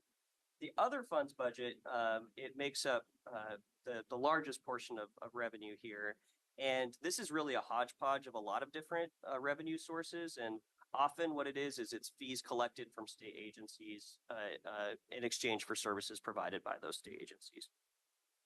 And the last one, of course, is the federal funds budget, right? So this is often priorities that are or funding that comes through state agencies to provide specific services or programs. I love this because it gives a very concise snapshot of the funding and, especially the general fund. And right. This is a good slide. Thank you. Great. Thank you. Yeah. And and so just to kind of level set here, this graph is really what I'm trying to paint the picture of is like, this is the money coming in, right? And then later on, I'll have a graph that's showing, how it's actually being spent. Can we back up? Sure. Yeah. So as the legislature continues to talk about the potential of transportation bill, okay, whether they're talking about increasing of gas tax, making a broad VMT, will that go into the other funds since it is directed at a specific sector? I will just say that's a good question. And Carly, if you have an answer, that's great, but we might need a follow-up just to be sure. I don't want to get ahead of myself, so let me look into that. I believe that's correct, Chair, but we will follow up. Yeah, that does sound right. Yeah. Thank you. Thanks. I'll have some more questions on the next pie chart. Okay, sounds good. Yeah, so for the state general fund, the revenue from this is largely coming from income taxes paid by both individuals and businesses.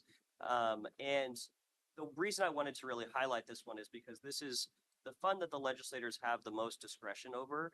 And, what it's often used for is to pay for agencies that don't produce their own revenue through fees or through federal appropriations, right? So there is significant competition for these dollars, but often these are dollars that we're pursuing. So we want you all to be aware of how that fund is structured.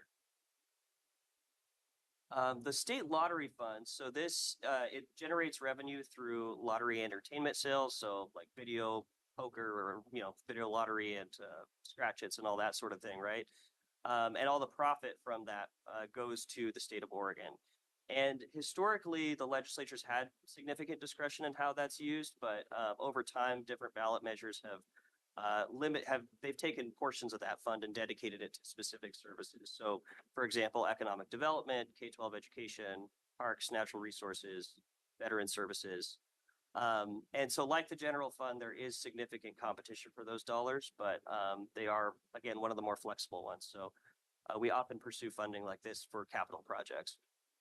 If I could contribute on that slide, one of the things that I want to make sure our government relations team is sensitive to is information that a longtime state senator, now former state senator, helped me understand years ago.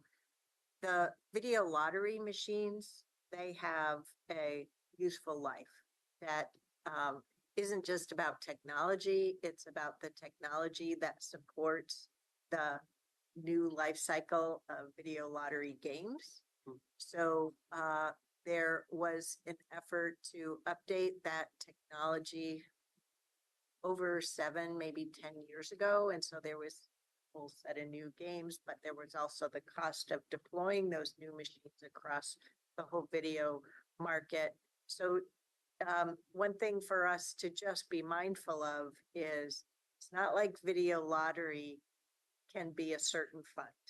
There's historic run rates, but we also just have to be sensitized to there are these years where they have to invest in new machines or new technology. So it can really throw that cycle off if we're counting on a video lottery allocation out in future years. So, for example, which I learned a lot more about this when I was a Metro counselor because of going to the legislature for the state local match for the federal grants for a major new light rail line. So, thank you. Thank you, Chair. Commissioner, did you have a question? Yeah, I did. Just in sticking with the lottery, it intrigued me that all remaining profits goes to the state of Oregon. And I thought, so was that the 1.6 billion? Is that the remaining profits, or that's just the amount of lottery funds that have been designated? Or, I mean, how does that all work? And then we hear about somebody winning $1 bazillion, and you know that if they take it all lump sum, they take about a 50% haircut. So you get 50% of that $1 bazillion that's already been collected, and it slides over here and goes where? It seems to me like $1.6 billion is a lot, but those funds, those lottery funds have been huge over the past several years. And so anyway, just, it would be interesting to That'd be a see it. good question to ask the state treasurer. That would be a good question. But isn't that, we're talking about state lottery funds. Yeah, that's right. Yeah. 8 games. Yeah.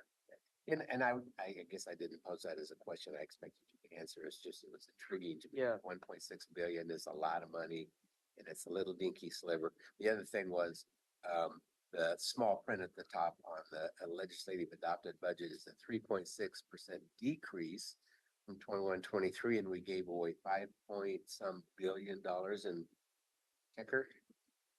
Right. I don't know. It seems to me, Roy, you and I'd have to do a better job projecting revenue streams than somebody at the state right now. So I'm going to be interested to see what the next one looks like. Check that. Those forecasts from the economists. Right. Yeah. Income taxes are volatile.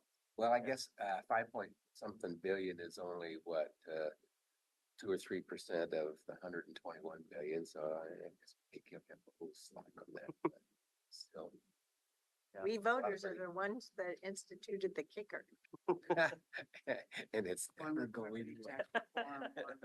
So what do you Anyway. go to the next slide? Sorry, yeah. Okay. Sorry, go ahead. Thank you, Commissioner. Yeah, so this is the last slide in the budget overview, and I want to just kind of give you all a sense of how the legislature and the governor have decided to divide up these sources of revenue in the past, right? So, well, actually, this is the current budget, right, for the 23-25 biennium. And just a couple things I want to point out here. You all might have some questions, but kind of the human services budget, right, looks huge. It's a lot bigger than the other ones. Important to recognize that a lot of those funds are federal, right? So a lot of the revenue that they're using for human services programs are, coming from Medicare, Medicaid, that sort of thing, right? And so there's not a lot of flexibility in how those funds are used, and that possibly is why it takes, such a large portion of. But also included in that segment are the grant dollars, Yes. right? Much of our Health and Human Services Department is state grant funded. Right. That's in that beautiful blue. Yes, that's correct. And another thing I just want to point out here that might be interesting, the state school fund, it's in the lower left-hand section, $10.2 billion. And you might notice other education is right next to that. So state school fund is K-12, other education is higher ed, pre-K. Community colleges. Yeah. The, Thanks for that. I was State wondering when I read that, colleges. so thanks for that. It- okay, Yeah, I figured don't go some off people this wondered. slide yet. Yeah, okay. What slice includes state courts? So that would be public safety and judicial. What slice includes prisons? Public safety and judicial. Community corrections, grants. Public safety and It's judicial. important to highlight, okay? We've heard time and time again that there is a need for additional judges in Washington County as well as court staff. When the state chooses to reduce their numbers at the prisons, they lean into Washington County jails. So there's an effect there. We already know that for multiple cycles, the state was behind in supporting the actual cost study. So these are important slices to realize. ODOT as an agency, where's that in the pie chart? Actually, I might have to double check on that, I guess. So my guess is this is for the agency that is not supported from the gas tax distribution 50-30-20. It could possibly be under administration. Okay. Yeah. Emergency management under administration. So it's just the level of awareness that county leaders need to have on the state budget, which is something that if you go to county college, I can't speak to what happened to your weird Zoom virtual only class, but for the in-person one, they touched on very quickly. So it's really incumbent upon us to be more sensitive to that because this is the push-pull that especially not only the co-chairs of Ways and Means, but the co-chairs of all the subcommittees of Ways and Means on different topics. So they can ask for a number, but then they're just given a number that has been negotiated. So that's why I wanted to make sure we spent a little time on that. Thank you. Thank you. And all other might be an interesting one to get Right. a better description on it. Unpack that a bit. Thank you. Wonderful. Commissioners, I now want to transition to discussing possible concepts for inclusion in a state legislative agenda for the 2025 session. As you're aware, the government relations team recently met with commissioners individually to discuss legislative priorities that will guide our work. The following slides will reflect the initial collective priorities of commissioners, public deliberations and work sessions and public meetings, as well as county adopted strategies and plans. We are now bringing these priorities back to you to help lead your conversations and deliberations as we develop a One Washington County legislative agenda. We are detailing our potential priorities that we discussed with commissioners. At the very top, and something that is just overarching for us, is preventing state unfunded mandates and especially underfunded mandates, which is something that we're seeing more and more of. Of course, housing is going to be another crucial area of focus as we see the realization of the governor's housing bills, and as the county is also expected to do additional land use planning work to support the housing needs, and we're frankly going to need to ensure that that additional work on LUT is going to need to be funded. I'm going to turn to my colleague to talk about behavioral health. Carly. So in conversations with both our county commissioners as well as with agency staff and others, there's been a couple of key priorities that have come out of the behavioral health sector that the governor is actually going to be focusing in on and within her budget, and also what the legislature is going to be focusing in on themselves. So in the conversation that was taking place in the last legislative session, one of the issues that was flagged by the Joint Committee on Addiction and Community Safety Response was prevention, public health prevention, behavioral health prevention for substance use disorders. So this is something that they want to get to this session. And in fact, I just had lunch yesterday with the Coalition of Local Health Officials Executive Director, and she flagged that this is an issue that they're going to be working on as well. In addition to this, nearly every commissioner that we talked to, as well as OHA, who we had discussions with, talked about the need for improvements in the behavioral health workforce, how there is a significant supply lock that really needs to be dealt with very soon. In addition, they want to make further investments into the gap of lack of residential beds as well. And they want to improve access to care throughout Oregon. On recent AOC calls, we've heard from rural county commissioners talking about how they can't, they don't have enough treatment providers, and they don't have enough housing for those treatment providers either. So one of the things that some coalition stakeholders are examining is how do we boost housing for behavioral health professionals in rural areas so that we can get them to stay and work within those communities. So it's a We have pretty the broad, same problem urban. And we need to be loud and proud about that. We have the same problem in urban. so this particular part of it though, it sounds to me like they're dealing with the emphasis on behavioral health. And then also staffing for behavioral health. So it's a big picture thing. Would the state hospital also come into that conversation? There would, yeah. So there's Lack of beds there and things. Yeah, lack of beds, lack of staffing. There's been safety issues there as well because of that lack of staffing. So I think that, there's some changes happening within the state hospital at the moment. So process wise, let's be clear, because there are 3 slides on priorities. If you have questions or comments on these ingredients, now's the time to. Wait, I have a question, but I'm gonna wait till we finish this. Anybody else? Okay, I have a comment, a couple of them. On the very first item, prevent state unfunded mandates and underfunded mandates. What I'd like the GR team to do is come back to us on what are we going to do to address the current bounty that we have. It's not just about presenting future. We have a bounty of current unfunded and underfunded mandates. I mean, bounty is a that's different fine. term than what I'm thinking. I'm thinking we got a long How do laundry we list. address the current bounty of them? I was trying to choose a positive word. For unfunded mandates. Yeah.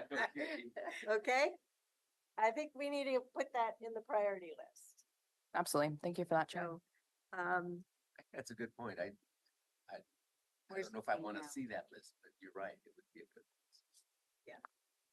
and I'm not just thinking about this next long session that we'll be living with for 2 years, but sessions build from session to session. On housing, you voiced additional land use planning work to support housing needs to be funded. We don't get any love for the fact that the Washington County chose to support development in urban unincorporated areas. That is a significant percentage here in Washington County, and it is unique in the state. So we cannot expect the state to provide us any forgiveness, but we can be clear on what are the kind of mechanisms that would help us address that situation moving forward. It's not just about money, is my point, but structural change that we need their support on. Then on behavioral health, particularly on workforce.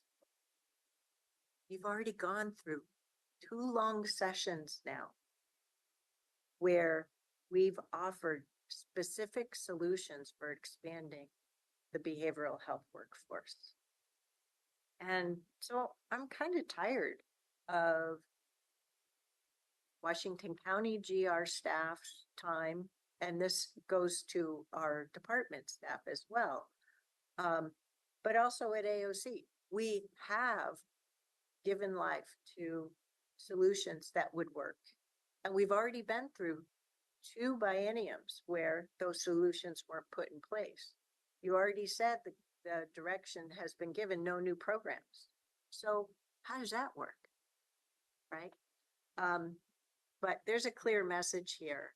Listen, we've already given you lots of ideas. You got to put your money where your mouth is.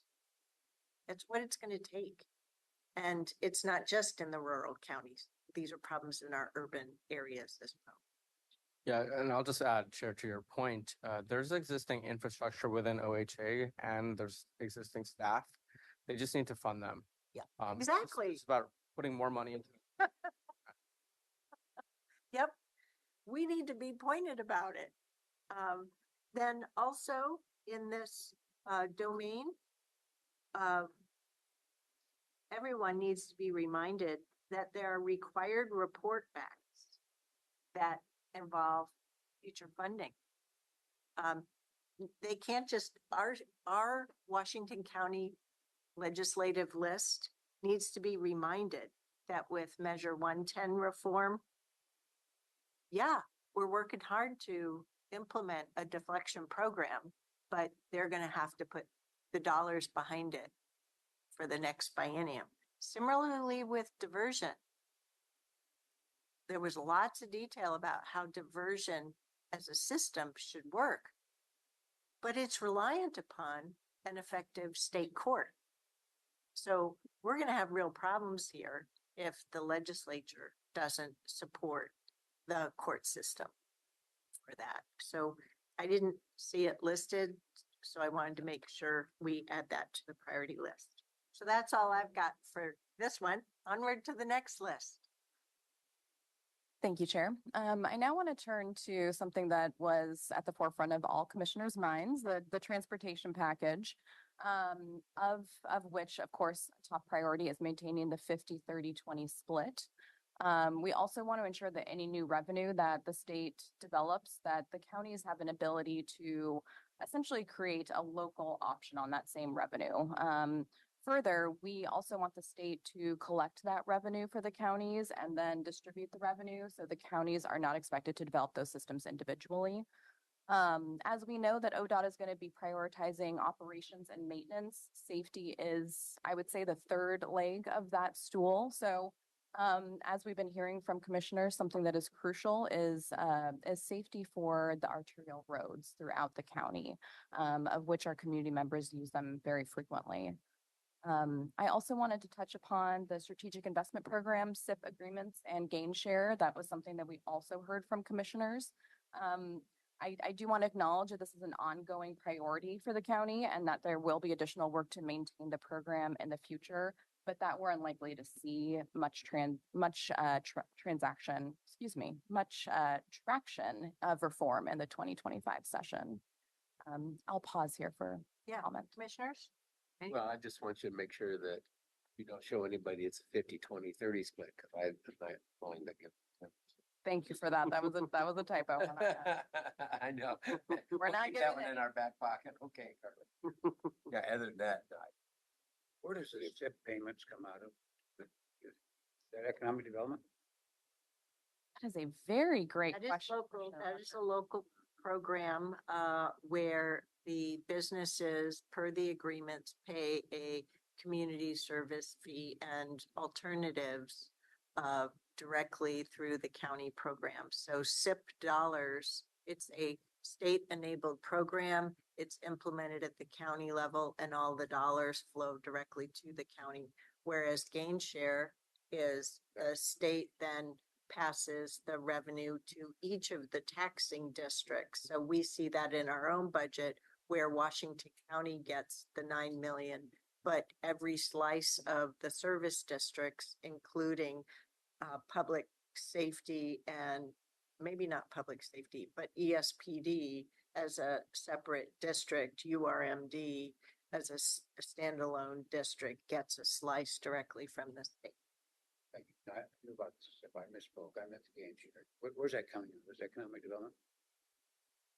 Out of the state? Yeah. Out of their budget. That is a great question. I'm gonna have to circle back with you on that specific inquiry. I asked the question. I thought Who it was, monitors the community fund? I thought it was directly from the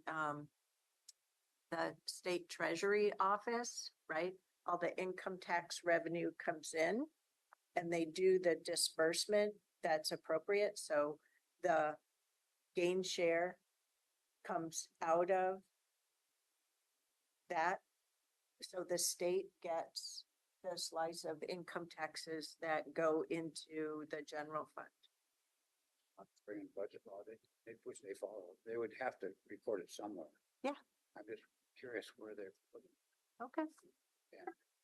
Commissioner, we'll take a look at that. Any other commissioners? So may I ask a question that involves the other slide as well? Okay. We have workforce under behavioral health, and there's no question that it needs to be there. My question is, given our situation in many areas, looking for trained talent, appropriate talent, including the sheriff's office, it seems like workforce should almost have its own category as well. That and I'm just floating this idea that it's not just in reference to behavioral health, that we have pain related to workforce development across the county. I'm just raising that issue. Discussion. Thank you, Commissioner. I think within the guiding principles established by the county in the last sort of legislative sessions, that was addressed, but if it's not, we'll make sure that it is. So I'll go last, back to slide 15. The state signed up for obligations, I believe, on orphan highways. Come on, team, let's hold them accountable. Where is it on the list? The follow-up part. You're letting them totally off the hook. It affects us. We engaged with them in prior bienniums on orphan highways. Put it back on our list. This isn't just about what they want to deal with. This is the stuff we need them to deal with. Thank you for that, Chair. Next slide. Wonderful. I'm going to turn to my colleague. Thank you. Thanks, Carly. So in the public safety and justice portfolio, in our conversations with commissioners and with county staff, we are hearing continued dedication to prioritizing funds for our courthouse replacement planning project and expanding our judicial workforce as well.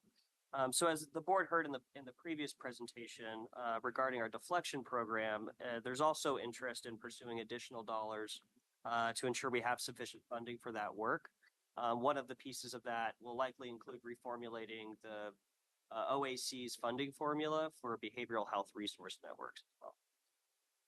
OAC. Oversight and Accountability Council. Thank you. Yeah, no problem. And I'll just add on, in the deflection discussion that took place right before we presented, identifying that there was a gap in deflection funds is directly and sort of the funding formula is directly responsible for that. And so we've been working internally with behavioral health to identify what's wrong with the funding formula and how it can be adjusted. And I'm told in sort of over the course of the next year, the Oregon Health Authority will be re-examining that formula.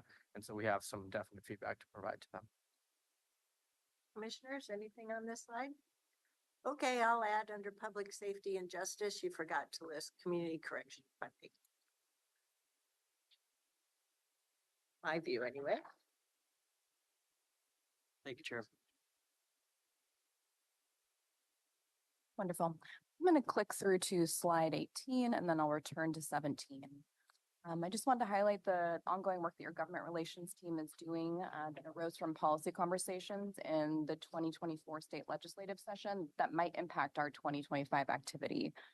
as these work groups identify the need for legislative solutions. So we're currently heavily involved in 4 work groups and monitoring others that AOC is taking on. Going back to 17.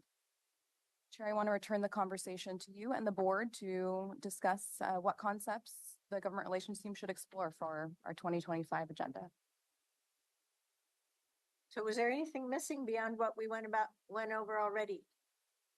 What we talked about this morning in regard to the takings, is that somewhere? That's the foreclosure surplus work That's group. all Yep. within that, okay.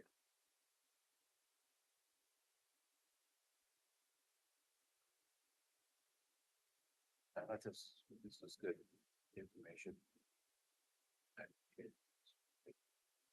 I don't have anything in my well right now. You've got it dry. Thank you. Early and often. So what are the next steps? Well, thank you. I'm going to click through to slide 19. And in the interest of time, I'm going to try to breeze through this because there are dates that you've seen before. But I just wanted to highlight that while the 2025 state legislative session does not technically start until January, the work for the session begins far in advance. So your government relations team is very busy. The state legislative process sets initial bill request deadline for future sessions in late September of the year before. The bill requests must come from legislators that are given to legislative council to then begin working on drafting the bill. In long sessions, bill requested before the deadlines will be available for early consideration in the process, and bills requested after the deadline can be introduced later in the session. Drafting a bill can take many months and allows for the idea to be refined, clarified, and discussed before the bill is introduced during the legislative session. Just wanted to flag that the state legislature has set the deadline for bills for the 2025 session as September 27th, 2024. If Washington County is going to ask legislators to introduce legislation on our behalf, it's crucial that we have the initial conversations before that deadline. We plan to bring this conversation back to you at the July and August board meetings, and then we'll adopt a final agenda in September. And then we just close with this interim calendar for your review. And that concludes the presentation from your government relations team. Look forward to further conversations. And I'll just remind you that the board previously put onto your work list for us to have at least one board lobby day during. We look forward to that. Yeah. Anything else, commissioners? Thank you, team. Onward, ho we go. Thank you all very much. You guys are really getting ahead of this, and it's really helpful. Yep. It's a year-round process. Yep. Yep, July and August, we're gonna have to put on our thinking caps again. So terrific. So we're now going to shift over to board and leadership communication. But before we dive into that, I want to share that Diane is away for these first few days of the work week at the Water Research Foundation meetings down in Denver. She is the chair of the Research Advisory Committee and was asked to facilitate a set of meetings. So that is why we have Jacqueline here today. So who would like to go first for board communication? I can go first. I'm gonna be brief. I have a full budget week ahead of us, so a special date with all of you, with our budget committee members. And then tonight I have the Public Health Advisory Committee, Commission, Council. So that's it. It's my board update. Looking forward to the public health team. Okay, I'll jump in there. So let's see, we have reconvened our small table discussions on forestry issues, and the HCP. So I had one last week, had another one yesterday, and we are starting to formulate a plan to meet with all 15 trust counties sometime in mid-June. So so we're formulating a document with the governor's office on what that communication will look like. So we're still in draft stages. We're not in agreement on this. So, so that's kind of a continuing thing. I would want to say, shout out, Jack, to you and your team on the budget meeting we had last week. It was a good session, lots of good information. You know, I learn a ton of stuff every time I do it, not just budget stuff, but process and what you guys are doing and some of your vision. So that's great. Saturday morning, we had the ribbon cutting at Martin Road. That was a good event. It was interesting that roundabout. You haven't been through it. It's very big and it's also very tailored for agricultural stuff. So it has a couple of tiers in it that are small. And so, and it was amazing in our tent, and our presentation was just off of that. The amount of traffic and the diversity of traffic that goes through there in just about an hour period of time that we were there. It was just something you just don't really see, but it is a main thoroughfare for 26 and heading east out of Fort Stokes. So it's very important. They made one design mistake. What was that? They require bikes to mount up onto the path, and they didn't provide us with an access way if you come south and want to head back up Martin Road, which you would do if you come down off of Thatcher Park. Didn't construct a way for us back around to get to Martin Road. So just a minor design problem. Well, that I you're right. follow up. Martin Road, though, that's a lot nicer than it was. I tell you. Oh, absolutely. Yeah. Absolutely. So then Saturday night was the FFA spaghetti dinner. That was obviously a fundraiser for FFA. 3 Fair Board members were there doing the auctioneering, Chair Seidel, Bob Rollinger, and myself. And so we alternated. What the kids do is they bake desserts. And so these are all home baked, great desserts that these kids have put together. And so we auctioned all of them out. There was probably 25 of them. So I think it was a pretty good fundraiser for FFA, and it's always fun to see. It was a very warm night, and here those kids have their corduroy FFA coats on with their names on them and everything, and yeah, fully adorned and winter clothing. But it was good. It was really a fun event. Was it at Cloverleaf? No, it's at Hillsborough High School. Cafeteria there. That was probably 50, 60 people there. So yeah, all very supportive of the program. So then let's see, next Saturday I will be at Denim and Diamonds, of course, for their event this Saturday night, and Family Justice Center. Yep. And then also Air Show weekend. So it'll be a busy, active weekend. I think that's all I got. Thanks. I'll go next. I wanted to give you all just a brief update. I don't frequently talk much about ERMDAC, and I sit on ERMDAC as a non-voting member because the issues, right, because the issues come to the board. So, but I just wanted to give you an idea of what they're doing because they're really a very committed group, and I'm just impressed with the work that the forward-thinking work that they're trying to do. They're looking at the Neighborhood Streets program. We talked about it. We shared about it. It's a program that constructs traffic calming devices in neighborhoods that meet certain eligibility and neighborhood support requirements. Well, one of the issues that they're facing is to be able to work on a project. They have to get 67% of the vote of the neighborhood, and they're looking at that pretty intently to determine if that number really flies and what the parameters are there for renters versus owners and multifamily. So it's very thoughtful, it's very specific, but these are volunteers that are really focused on our community needs. And I'm just proud to be a part of that group. They're also working on future guidelines for pedestrian and biking improvements program, including awareness of the size of the pot that they're dealing with is not that large. So how do we look at things like, do we need sidewalks on both sides of the streets?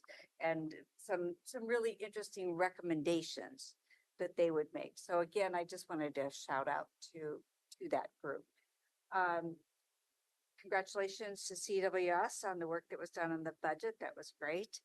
On Friday, I spoke at the grand opening of the PCC Vet Tech facility at Rock Creek campus. And this is a barn that's out there. We were out there with the horses, and across the parking lot were the cats and dogs and places where people go to learn how to be a vet tech. And this is part of a whole workforce development approach. I don't know if those of you that have veterinarians in the family or have pets of your own, you know that there's a great shortage of vet techs right now, and they're really working to train people up. And it was exciting to be there and see that work. And then after that event, I just went to your district to the grand opening of the Nueva Esperanza. That's the 150 unit affordable housing development in Hillsborough, and I was part of the audience in that respect there. So I'm focused, like all of us are, on the budget right now. And in my budget book, I have a tab that says "Start Here." So and it keeps getting further and further back, which is the good news. I'm also I'm planning on attending the Legislative Water Caucus social hour today. I'm going to try to get there. I think that's important for Clean Water Services. I also have a Community Action Board of Directors meeting this Wednesday. Oh, after our all-day budget.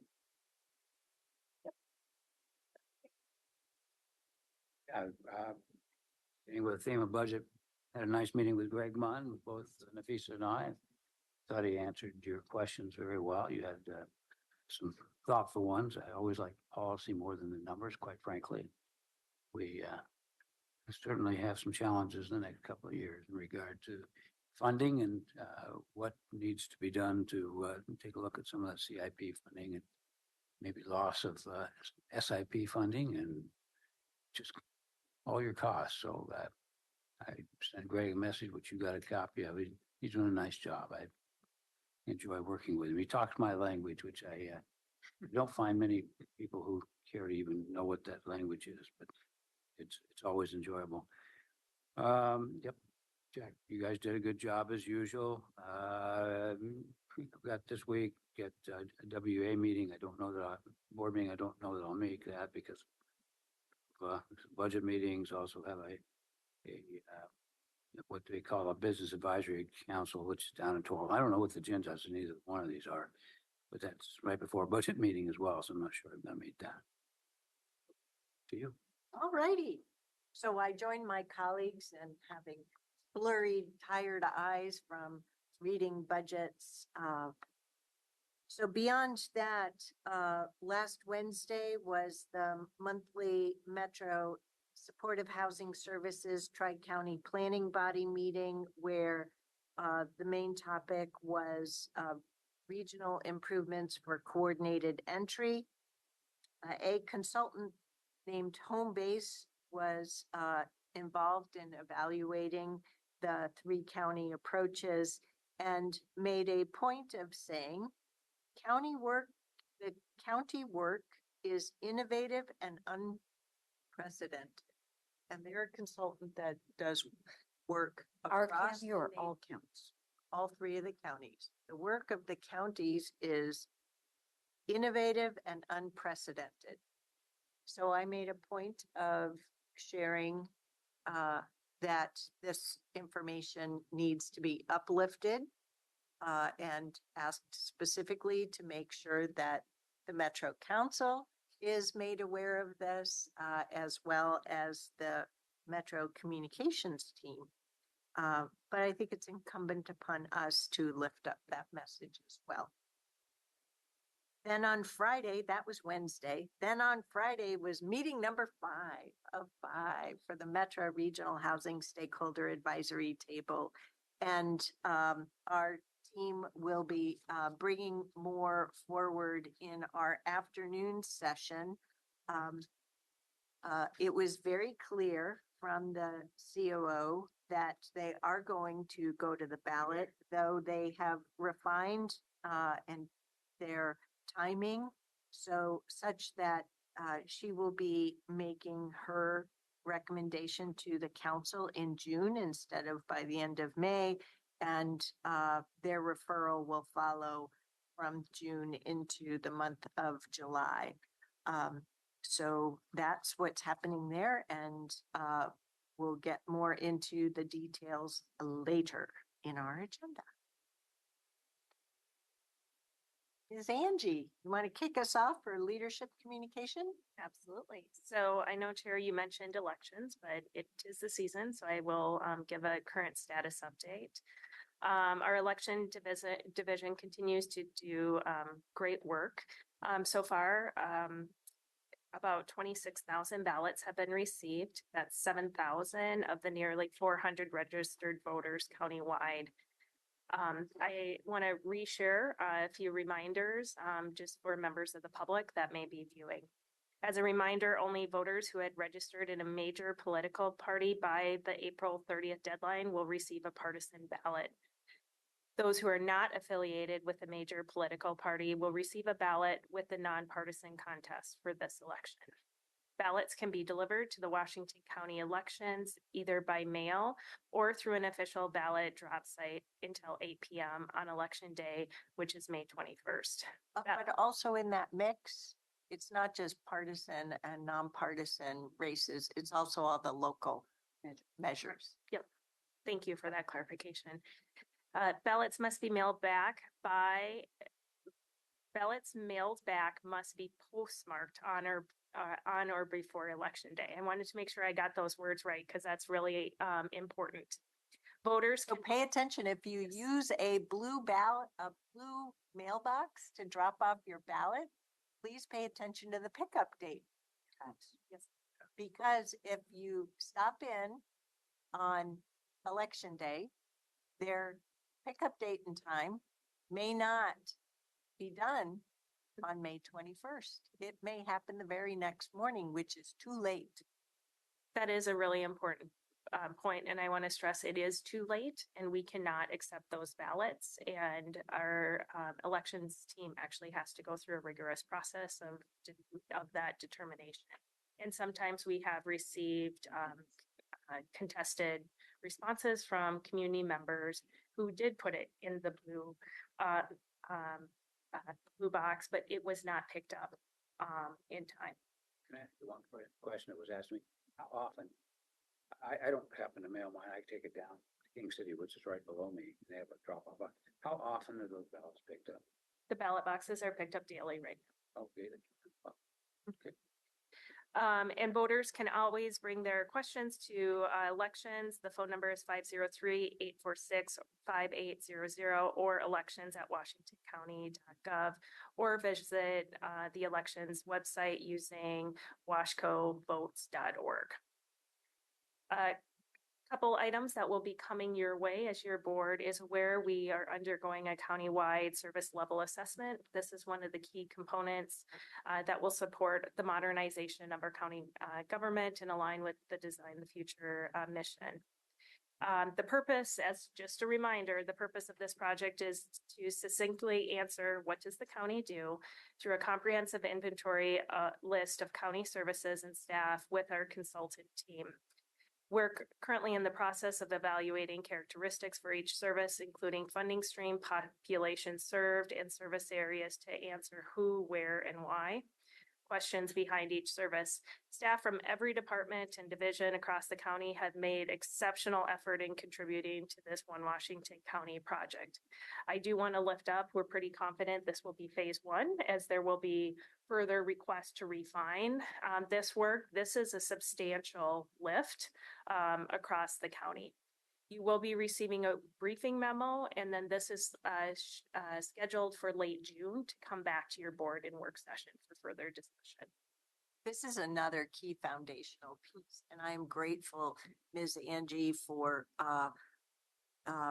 staff across the agency, including county council's office, for embracing this and taking the one Washington County approach.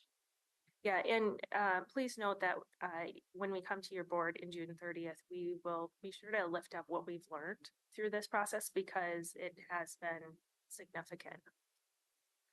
Want to touch on climate planning. The Office of Sustainability and Public Health are finalizing an update on the joint climate planning work that is underway. Staff anticipates sending the update to your board late May, in addition to the updates on planning progress made.